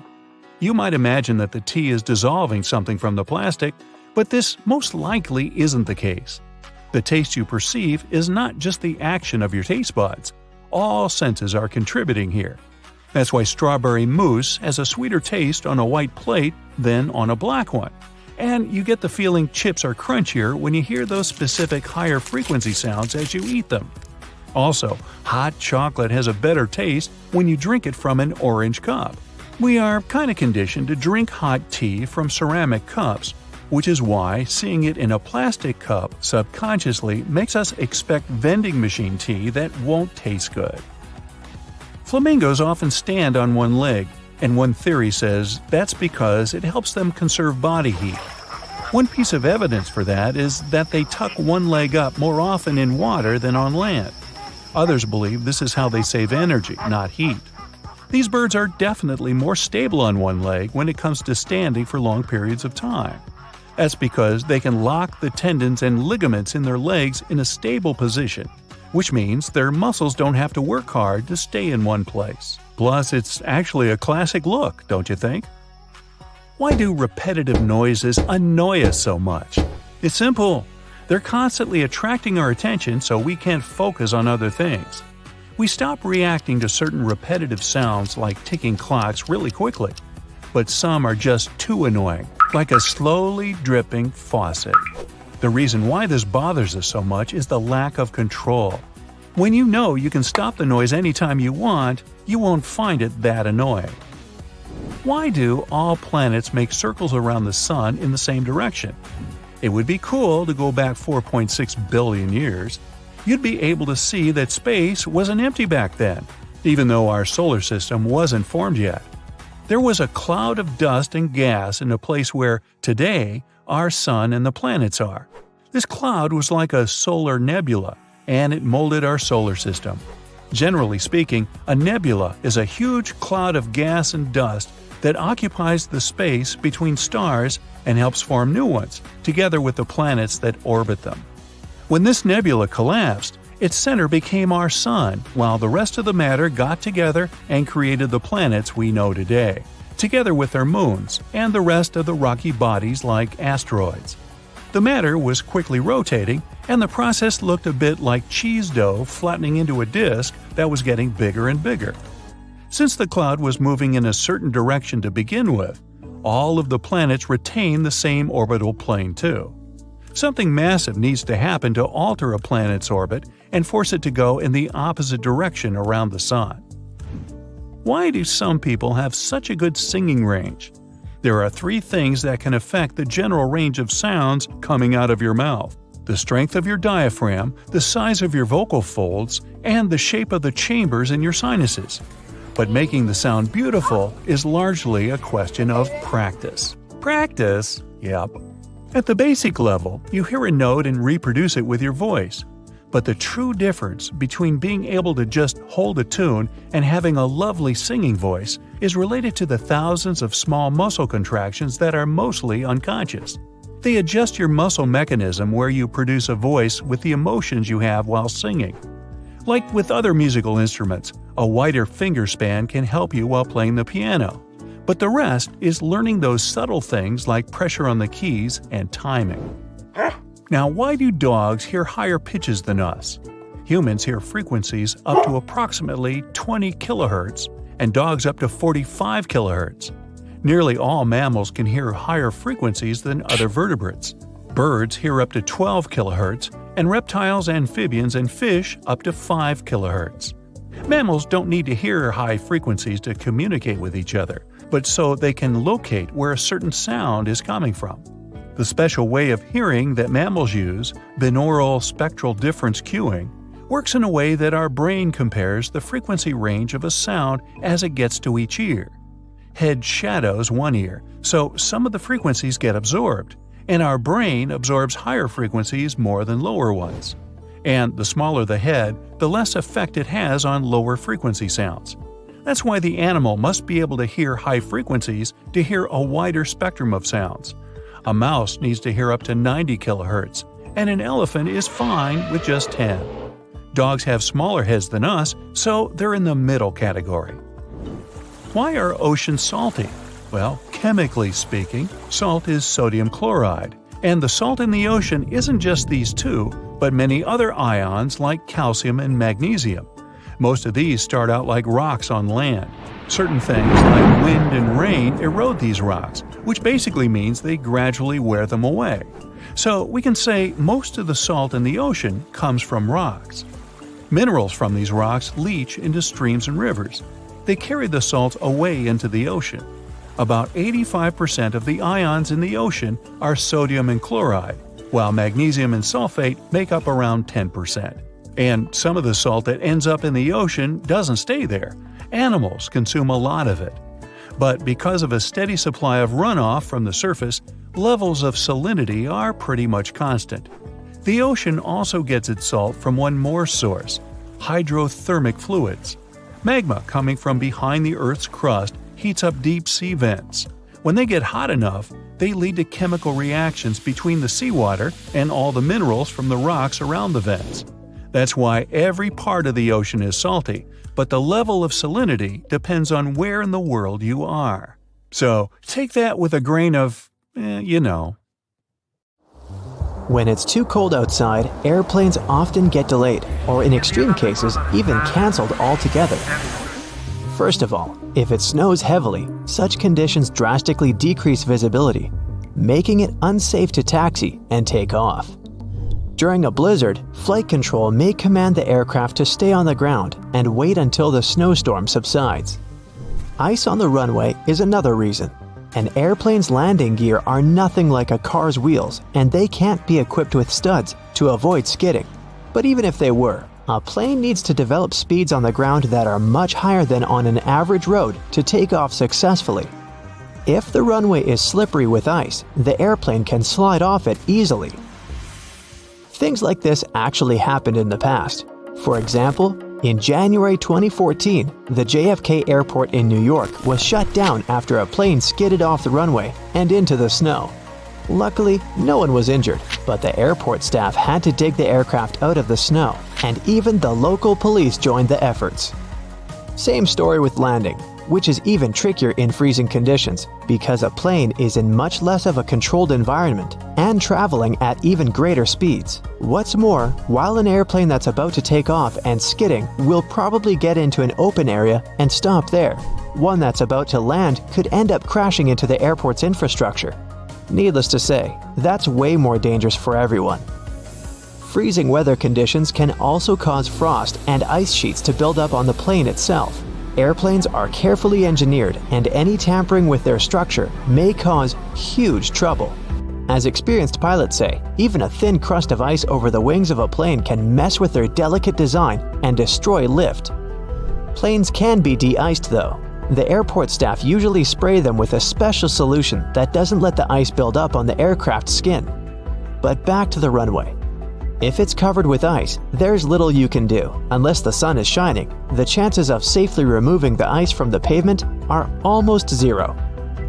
There's also a chance of damaging the pavement, making potholes, which can result in safety concerns for both takeoff and landing. Imagine driving over a pothole in a car at full speed. Pretty unpleasant. And now multiply it by about 1,000, because a plane is much heavier than a car, and don't forget that the landing gear is not exactly there for driving. Jet fuel and the equipment that pumps it can freeze too if the temperature is too low. The fuel freezes at -40 degrees Fahrenheit, but that can only happen on the ground before takeoff. At a cruising altitude, temperatures may drop as low as -70 degrees Fahrenheit, but since the liquid is inside the plane and burning down steadily, it's much warmer there. On the ground though, nothing stops the fuel from turning into ice. If that happens, no flights are available, obviously. Same goes for the pumping equipment. Even if the fuel is still liquid, the pump may cover with ice and just stop delivering the fuel into the plane's tanks. In the worst case scenario, it might even break down, leading to expensive repairs and prolonged delays in flights. Finally, ground crews have to do a lot of work before takeoff or landing, and they're all human after all, so they can't bear the freezing cold for too long. This issue is often resolved by tag teaming. One group of workers goes out in the field to do the job, while the other is waiting for them in a shelter. After 20 minutes or so, the first group returns to warm up, and the second one takes up the job where the first one left it. Although it's efficient, it still slows down the operations a lot, so that might also cause delays. But despite all the trouble freezing weather can cause, it's actually more beneficial for a plane than extreme heat. Cold air is denser than hot, so planes gain more lift and stay truer while in the air. They're more easily controlled in flight too. Air molecules are slower and closer together, creating a steady flow of air around the wings and cockpit. At high altitudes, the air naturally becomes thinner as the air molecules spread out and become more scarce. That's exactly why planes can't get to the upper layers of the atmosphere. There's just not enough air there to create sufficient lift. The same happens when it's too hot down on the ground though. Air molecules get faster and spread out, meaning the plane's wings don't have as much air to push off and get into the flight mode. To take off in extreme heat, a plane has to move much faster to generate enough air resistance and lift. But to move faster, the plane needs its engines to work better, and that's also impossible when it's too hot. As the air gets thinner, the amount of oxygen decreases too. And jet engines use oxygen in the atmosphere for combustion. When they lack this crucial element, they can't convert enough energy into thrust, meaning slower acceleration and worse energy output overall. So the problem is that the plane has to have a longer runway distance to build up enough speed and lift to take off. But it can't because its engines are not working to the best of their ability. This usually doesn't cause trouble, but only up to a point. When the temperatures on the ground level reaches about 120 degrees Fahrenheit, some flights can get cancelled because it's simply dangerous for them to try and take off. Other planes are more heat-resistant and powerful, but that also depends on the heat. Some aircraft even have to reduce their weight by removing part of their fuel, cargo, or even passengers when it's too hot. Lighter load means better acceleration before takeoff, and it doesn't help to avoid cancellations, but it also means planes aren't working to their full capacity. The average cruising altitude for an airplane is about 35,000 feet. They don't technically need to be so high up, but that altitude gives the best speed and efficiency. Air gets thinner at higher altitudes, which means less wind resistance, but less lift. For most commercial aircraft, the area between 30,000 and 40,000 feet is the sweet spot where the two factors balance out.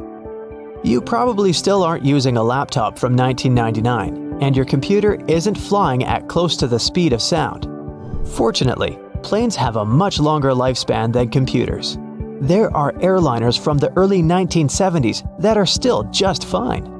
They might not be able to keep up in terms of speed and fuel efficiency, but older planes are no less safe than their modern counterparts. Contrails, those white trails airplanes leave behind them at high altitudes, are easily mistaken for engine exhaust, but most are nothing more than water vapor. During a flight, moisture in the air collects in the engines before being vented with the exhaust.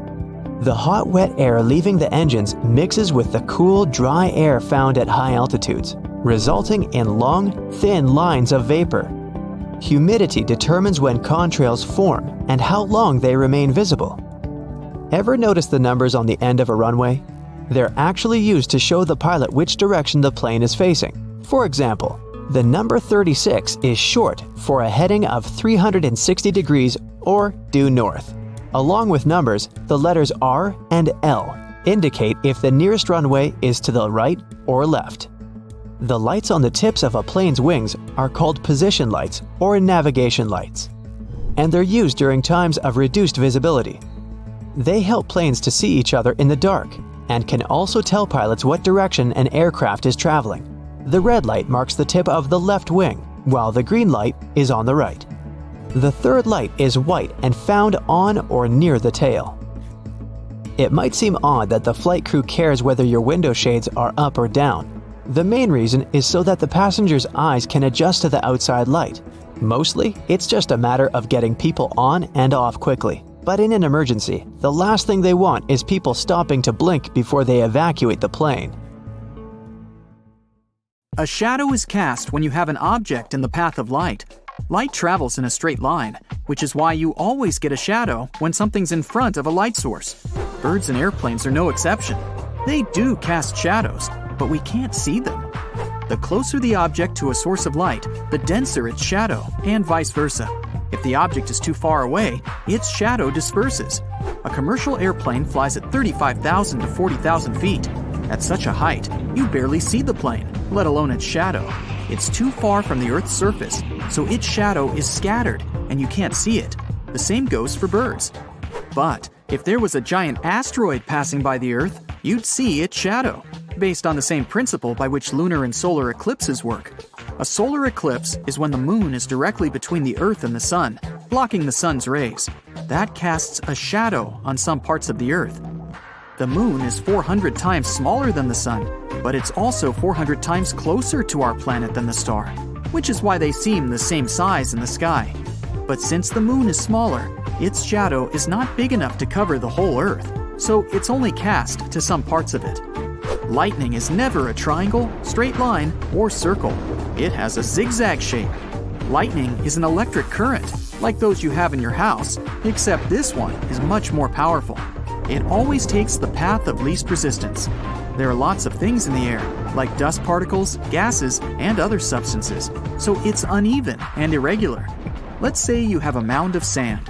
When you pour water, it won't flow downward in a straight line, but in specific patterns, seeking the best way through the sand. The same happens with lightning. Antarctica has icebergs that look like giant ocean waves frozen in motion. Despite their appearance, these formations are created over long periods of time. The ice got lifted, compacted, and shaped by the wind and other elements, accidentally taking the wave shape in the end. Blood Falls is a glacier in Antarctica that pours out some sort of red liquid that looks like blood. Scientists say it happens because there's a salty lake with a large iron content under the glacier. Salt water freezes at a lower point than fresh water, so it melts the ice above, letting the river flow. This is the coldest glacier on our planet, which is why the water can constantly flow without melting it. And the red color is because of the iron in the water. Antarctica is the only continent where you can't find reptiles. They're cold-blooded, which means they depend on heat from their environment to keep their bodies warm and can't survive in cold, icy regions such as Antarctica. Penguins can relax. No snakes or crocodiles to bother them there. Only a quarter of the Sahara territory is sand. There are mountains and oases, but most of the desert is covered in gravel. And it's not the biggest desert on Earth. Antarctica is. Just like people, trees also stop growing at a certain age. Scientists think this could be because when a tree gets old and reaches a certain height, it has trouble pulling water from the soil and pumping it all the way to the top because of gravity. Some trees, like the baobab, start growing out instead of up when they get to their full height. The baobab expands up to 0.4 inches every year. Australia is atop of one of the world's fastest moving tectonic plates. It moves 2.5 inches northward every year, which is about the rate our fingernails and hair grow. If you feel like trying to find something to watch on TV is just wasting your life, studies agree. The average person spends 1.3 years flipping between channels and trying to find something worthy of their attention. You can see a rainbow at night, too. It's a rare phenomenon called a lunar rainbow, or moonbow, and it appears when moonlight is reflected and dispersed through moisture and water droplets in the atmosphere. Lunar rainbows mostly occur in areas with high rainfall, or even near waterfalls surrounded by mist. When you crack an egg on land, it can turn into a mess, but 60 feet under the ocean, there's 2.8 times the atmospheric pressure on the egg, which is why it holds together like there's an invisible shell, and looks like some sort of weird jellyfish. Stars don't actually twinkle. Their light is constant and steady, but when it interferes with Earth's atmosphere, it bumps and bounces through the air, which bends the light. Different layers of air are constantly moving, which changes the bending of the light too, so it looks like twinkling. Hudson Bay, Canada is the area where gravity is lower than in other parts of our planet. It's not like people there are free-floating like in space, but it may feel like some sort of a natural geographical diet. Lower gravity leads to less density, so you'd weigh less there than anywhere else. Gravity depends on the density of the Earth, so it's uneven. When the last ice age hit, Hudson Bay was covered by a 2-mile thick glacier. It was heavy, so it kept pushing down on the rock underneath it. Over 20,000 years ago, the glaciers began to melt, but the Bay region was left deformed due to heavy ice that used to be there. The only sport someone played on the moon was golf. In 1971, an astronaut went to the moon and hit 2 golf balls, sending them flying through the low-gravity atmosphere on the lunar surface. The Great Wall of China is 5,000 miles long, so it would take you about 18 months to walk its length. Contrary to popular belief, you can't see it from space with your bare eyes. Lobsters are not biologically immortal. They age through time, but also produce a special enzyme that's in charge of repairing their cells. It also replicates their DNA indefinitely, so they can live for a very, very long time.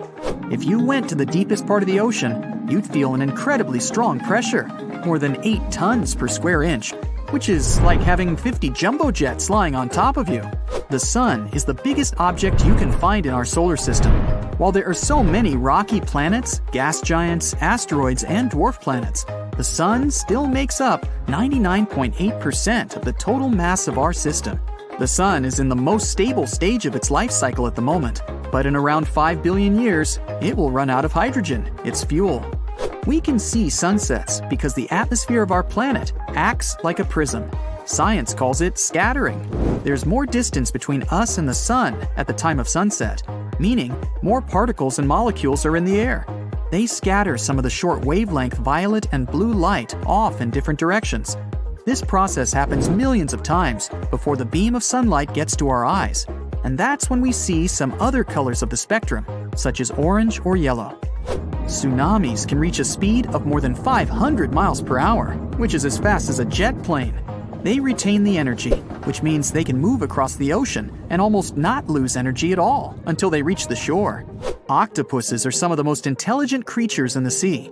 They navigate through mazes, solve problems, and have pretty good short-term memory. Scientists believe they're so smart because they live a pretty dynamic life. They move fast, hide in unpredictable places, expand across new habitats, move in unusual patterns, and let their tentacles into crevices for food. This is all challenging enough for their brain to develop all the time. The famous heads, known as Maui statues on Easter Island, have bodies too. They're just hidden beneath the surface. There are also 900 Maui statues on the island. Scientists discovered New Zealand is part of a larger landmass that lies under the water. 94% of the total land is under the surface. It's called Zealandia and is considered to be a microcontinent. Maybe it'll even be the 8th on the list someday.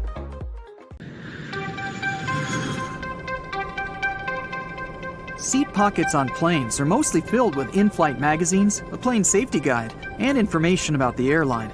But they're also home to all sorts of trash, grime, and bacteria that just don't belong there.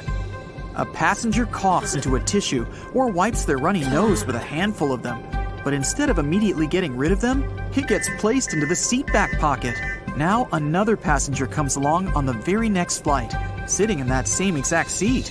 With limited space around them, putting some of their belongings into the pockets leads to potentially millions of germs spreading significantly to them. It's no wonder that these seats' back pockets can get so nasty.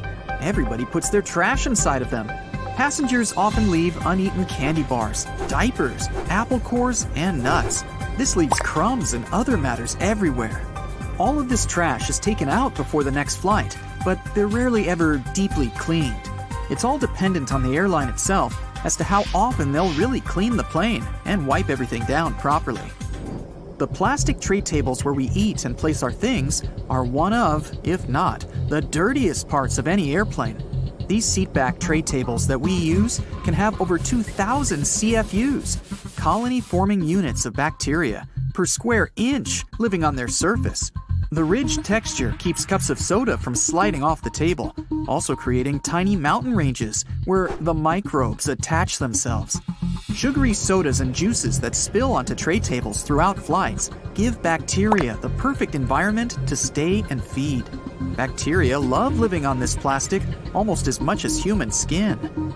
And there are lots of microbes that your tray catches and holds onto, especially when they're not thoroughly cleaned. Much like air vents that are always fiddled with, seatbelt buckles are probably the most touched thing on any aircraft. The average buckle can contain nearly 1,000 colony-forming units of bacteria per square inch on it at all times. Passengers touch seatbelt buckles to go to the bathroom. Even after washing their hands, people will walk down the aisle touching all the headrests for balance to get to their seat. After settling in and buckling up, most will then touch their face, eyes, phone, and even food for the rest of the trip. Airports can be big virus spreaders, but they're cleaned constantly. The same cannot be said for the subway, buses, or even taxis. Subway door handles, luggage carts, chairs, seats, and poles are very rarely cleaned and are a breeding ground for all sorts of nasties. New York City's subway system is one of the dirtiest in the world, with a mind-boggling 2 million bacteria colonies per square inch on nearly every surface. Many of these have still yet to be identified. They're that rare. It goes with you everywhere, sometimes even into the bathroom. As a result, cell phones could be up to 10 times dirtier than any toilet seat. E. coli, the bacteria that can give stomach cramps and fevers, can live for hours on warm surfaces like phones. The best solution? Wash your hands thoroughly before touching phones, and make sure that phone gets a good wipe down with a disinfectant. Most people have a smartphone by them day and night, meaning that all the bacteria picked up during the day is transferred to them. Everyone touches the remote control at some point, but it isn't even thought of when cleaning the house. It falls to the floor or gets into the side of the sofa, a warm, dark home for mold and bacteria, where there are lots of crumbs and grime. A good clean with an antibacterial wipe every so often will help keep it shiny and germ-free. Blowing out candles on a birthday cake can expel a mist of saliva that always lands on the birthday cake frosting. This can lead to some very unhappy birthday parties if someone is sick. Sometimes it's better to skip the candles altogether, or accept the risk that every day is someone's birthday celebration, and a little bit of spit won't always hurt you. A single ATM gets touched by hundreds of people in a day. The chances that at least one of those people touching the buttons is sick and freely spreading the flu or cold is naturally quite high then. The flu, for example, can live up to 2 days on objects. It can even be days after someone has recovered from that virus that it'd still be active and spreadable. ATMs are cleaned, but not all the time. It would be impossible to service every single one in a major city daily. A single dollar bill can be home to thousands of different kinds of bacteria, including the usual suspects like E. coli, staph, and a bacterium that causes acne breakouts. Paper money can reportedly carry more germs than a household toilet, and bills are a hospitable environment for gross microbes. The smaller in value of the bill, the dirtier it will be because it's in circulation more. Money can't be cleaned like a lot of things, but taking it to a bank for new, hopefully cleaner bills is possible. Use hand sanitizer and wash your hands after handling money too, just in case. Grocery store shopping carts can have more bacteria on them than what's ever been found in public restrooms. That includes toilet seats and the flushing handles. Cleansing wipe dispensers have been appearing at many major grocery chains, and some stores even go the extra mile to clean them after the day's through. But these simply aren't enough to keep up with the petri dish that the handles are. With over 100,000 bacteria per square inch, it's nearly impossible to keep them clean. Toothbrush holders hold onto moisture and are rarely cleaned, making them one of the dirtiest things in our homes.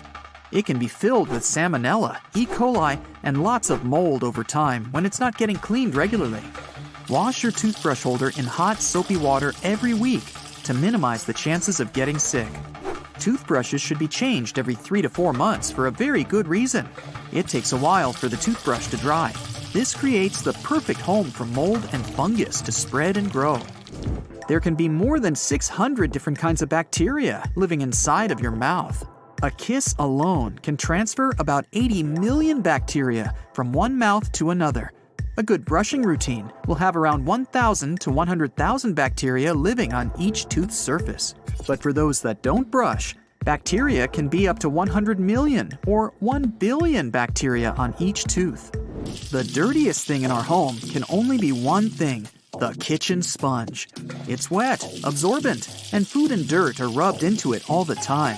Then we wipe down our kitchen tops just to spread all that grubbiness around some more. Sponges are very hard to keep clean. The best way to keep things sanitary is to replace it when it starts to smell bad. It's no surprise that if the sponges are filthy, then sinks are too. Rinsed fruit, vegetables, prepared raw meat, and dishes needing cleaning all make their way to the kitchen sink. This creates an extremely high breeding ground for E. coli, salmonella, and many other gross things. They'll stick to the sides and drain holes and grow like crazy. Clean sinks before and after each use, and make sure to keep them as dry as possible to prevent any mold growth as well. Restaurant menus and condiment dispensers aren't cleaned nearly as often as they should be. If someone with a cold was using the condiments right before you, this greatly increases the chance of the cold-causing bacteria being on your hands and then your fries. Menus are rarely washed with disinfectants after each use. Customers have been touching quite a few things like chairs, tables, their faces, or hair before they give the menus back. Dog toys need to be cleaned regularly to prevent any bacteria or mold growth from spreading too much. Each time a dog slobbers on a toy, they don't just transfer their mouth bacteria. They've created a sticky, wet place for other germs to live on. There's no way of telling just what their favorite plaything has picked up around the house or yard. Purses and bags could have more bacteria than we really considered. They're regularly placed on dirty floors, bathroom floors, countertops, and out on the street. This exposes them to all sorts of germs, like salmonella, E. coli, mold, and fungus, all the time. Alcohol wipes are very good to carry around in your purse or bag to give them a good wipe down when needed. Drinking fountains are a cesspool of bacteria and germs. Over 2 million bacteria per square inch can be found on the fountain's faucets alone. As they get wet and touched by hundreds of hands, the bacteria and mold begin to grow. If someone has coughed or sneezed near it recently, those particles will cling onto the water. This creates a higher chance of the next person drinking from it catching something. We all remember seeing the Apollo lunar rover on the moon built for space missions in the 70s. Besides transporting astronauts for certain explorations, they were used for taking pictures and collecting soil samples for scientists to study. The vehicle was designed by Boeing, the company famous for building airplanes, and cost around $38 million to build. The kind of loose change you'd find today in Elon Musk's couch.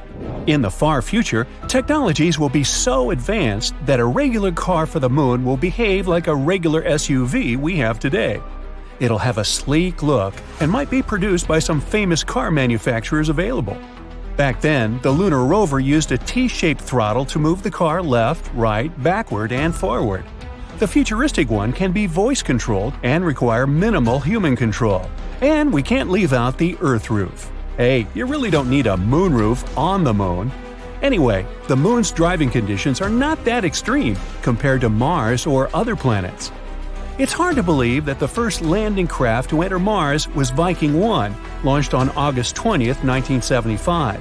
It arrived at Mars on June 19, 1976.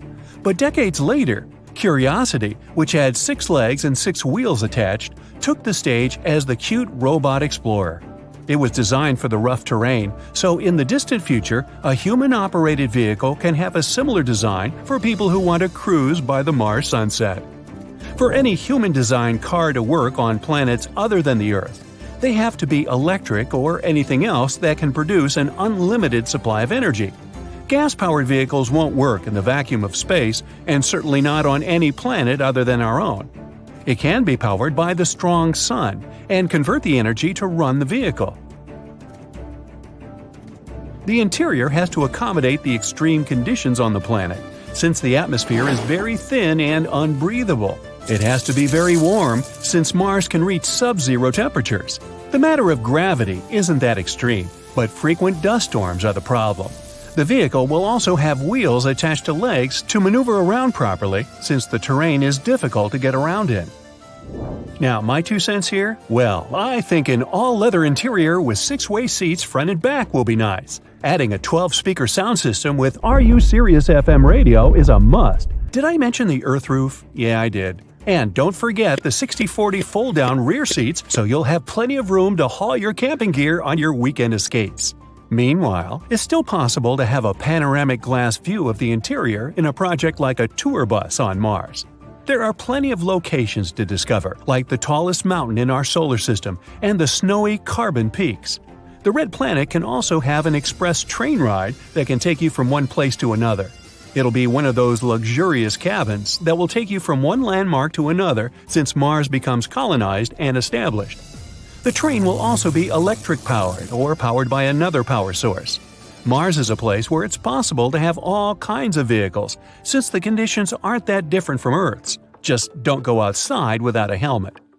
If we designed a vehicle for Mercury, then get ready for bright light from the sun, in which case we would need to add industrial visors and blackout strips around the glass so that the sun won't get to us. At least we won't have to worry about the heat, since Mercury isn't the hottest planet in our solar system. Well, the temperatures can reach a soaring 800 degrees on a warm sunny day and drop down to minus 300 degrees at night. The vehicle will have to have multiple layers and coatings to withstand the conditions, and it will most likely have spider legs to move, since rubber wheels will melt instantly. And to save itself from damage, it'll need to dig underground to hide from the sun and atmosphere, just like a crab or those spiders that create hatch floors. Driving a vehicle on Pluto will be very challenging, considering that it's the furthest planet from the sun. Now, Pluto is technically not a planet anymore, but it's still a large enough mass to explore. Temperatures there can reach below 400 degrees. A mere jacket won't cut it. The vehicle will need super insulation to keep the operator warm and fuzzy. Methane ice surrounds the land and covers the mountains. Gravity is also an issue since it's very weak, which will make you float in the air. Now, designing a vehicle for Pluto will be tricky. The key for it to move and not freeze will be how the legs move. It'll also have legs like the one on Mercury, but will have a lot of heat generated to keep warm. The weight is enough to keep this vehicle in place. However, that can't be said for Neptune, the windiest planet in our solar system. It's impossible to breathe in the atmosphere, and the atmospheric pressure will crush you. Designing a vehicle is challenging, considering the many external factors, and will have to be pressurized to counter the external atmosphere. It will also need a special coating to counter the harsh temperatures. And because Neptune is extremely windy, it would need some sort of anchor to keep it in place, something like a large drill that shoots from the belly of the car and digs underground. It will also have spider legs to move around, but they'll behave in a similar motion to how a camel walks. That way, it can maintain its center of gravity. Now, Venus is the hottest planet in our solar system, with temperatures reaching 1,000 degrees. The pressure will crush your vehicle like a can, so it needs proper internal pressure to balance it out. This car will require all the upgrades for countering the heat. It will need proper coating, no glass, and even a special color to reflect the heat. Nothing can actually stay on the ground for too long, so spider legs won't really work. It'll need to hover slightly above the ground and float around. Now, Saturn is the second largest planet in our solar system and has a very windy upper atmosphere and very strong gravity. The rings around it are made up of ice materials that can range from the size of a pebble to the size of a school bus.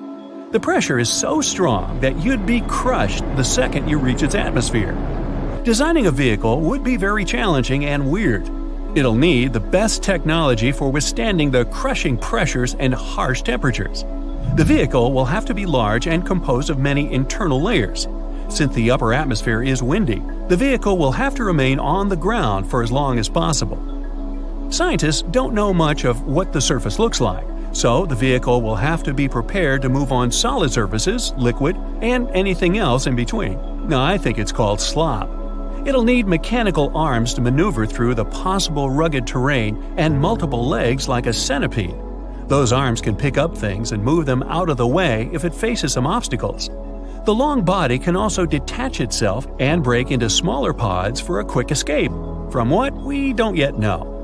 No human can step foot outside even if they wear protective gear. Robots will have to be deployed to test how human bodies can withstand the conditions. Jupiter has harsher conditions than Saturn, with the red spot being the most dangerous area on the planet. It's an extremely large area that has hurricane-like storms that have been going on for years. The vehicle will resemble that of Saturn, but extra heavy-duty. Scientists also don't know what's happening on the surface except for the crushing atmospheric pressure. The vehicle won't be able to move on the surface if it were to pass through the red spot, so it'll have to dig underground and move underneath. For that, it'll require a huge drill and many self-automated drones and vehicles that can be deployed from the main vehicle to help with digging and surveying. Once underground, it'll have legs that will help it crawl and a giant drill nose to dig further. Many of the body parts can also break off into smaller pods to get through certain terrains, but can be easily reattached. The craziest place where we can launch a vehicle is the Sun. There's no way to imagine it except being self-automated. Any human on board won't make it halfway in the journey. The launch will have to be from Mercury in a protective facility sheltered from the harsh temperatures. The vehicle will have to be made out of the best resources to withstand the extreme heat and gases, and won't last more than a couple of minutes once nearby. It'll most likely resemble a satellite and float around to take some footage for us to study. It'll probably cost trillions of dollars, but the results will be worth it, won't they?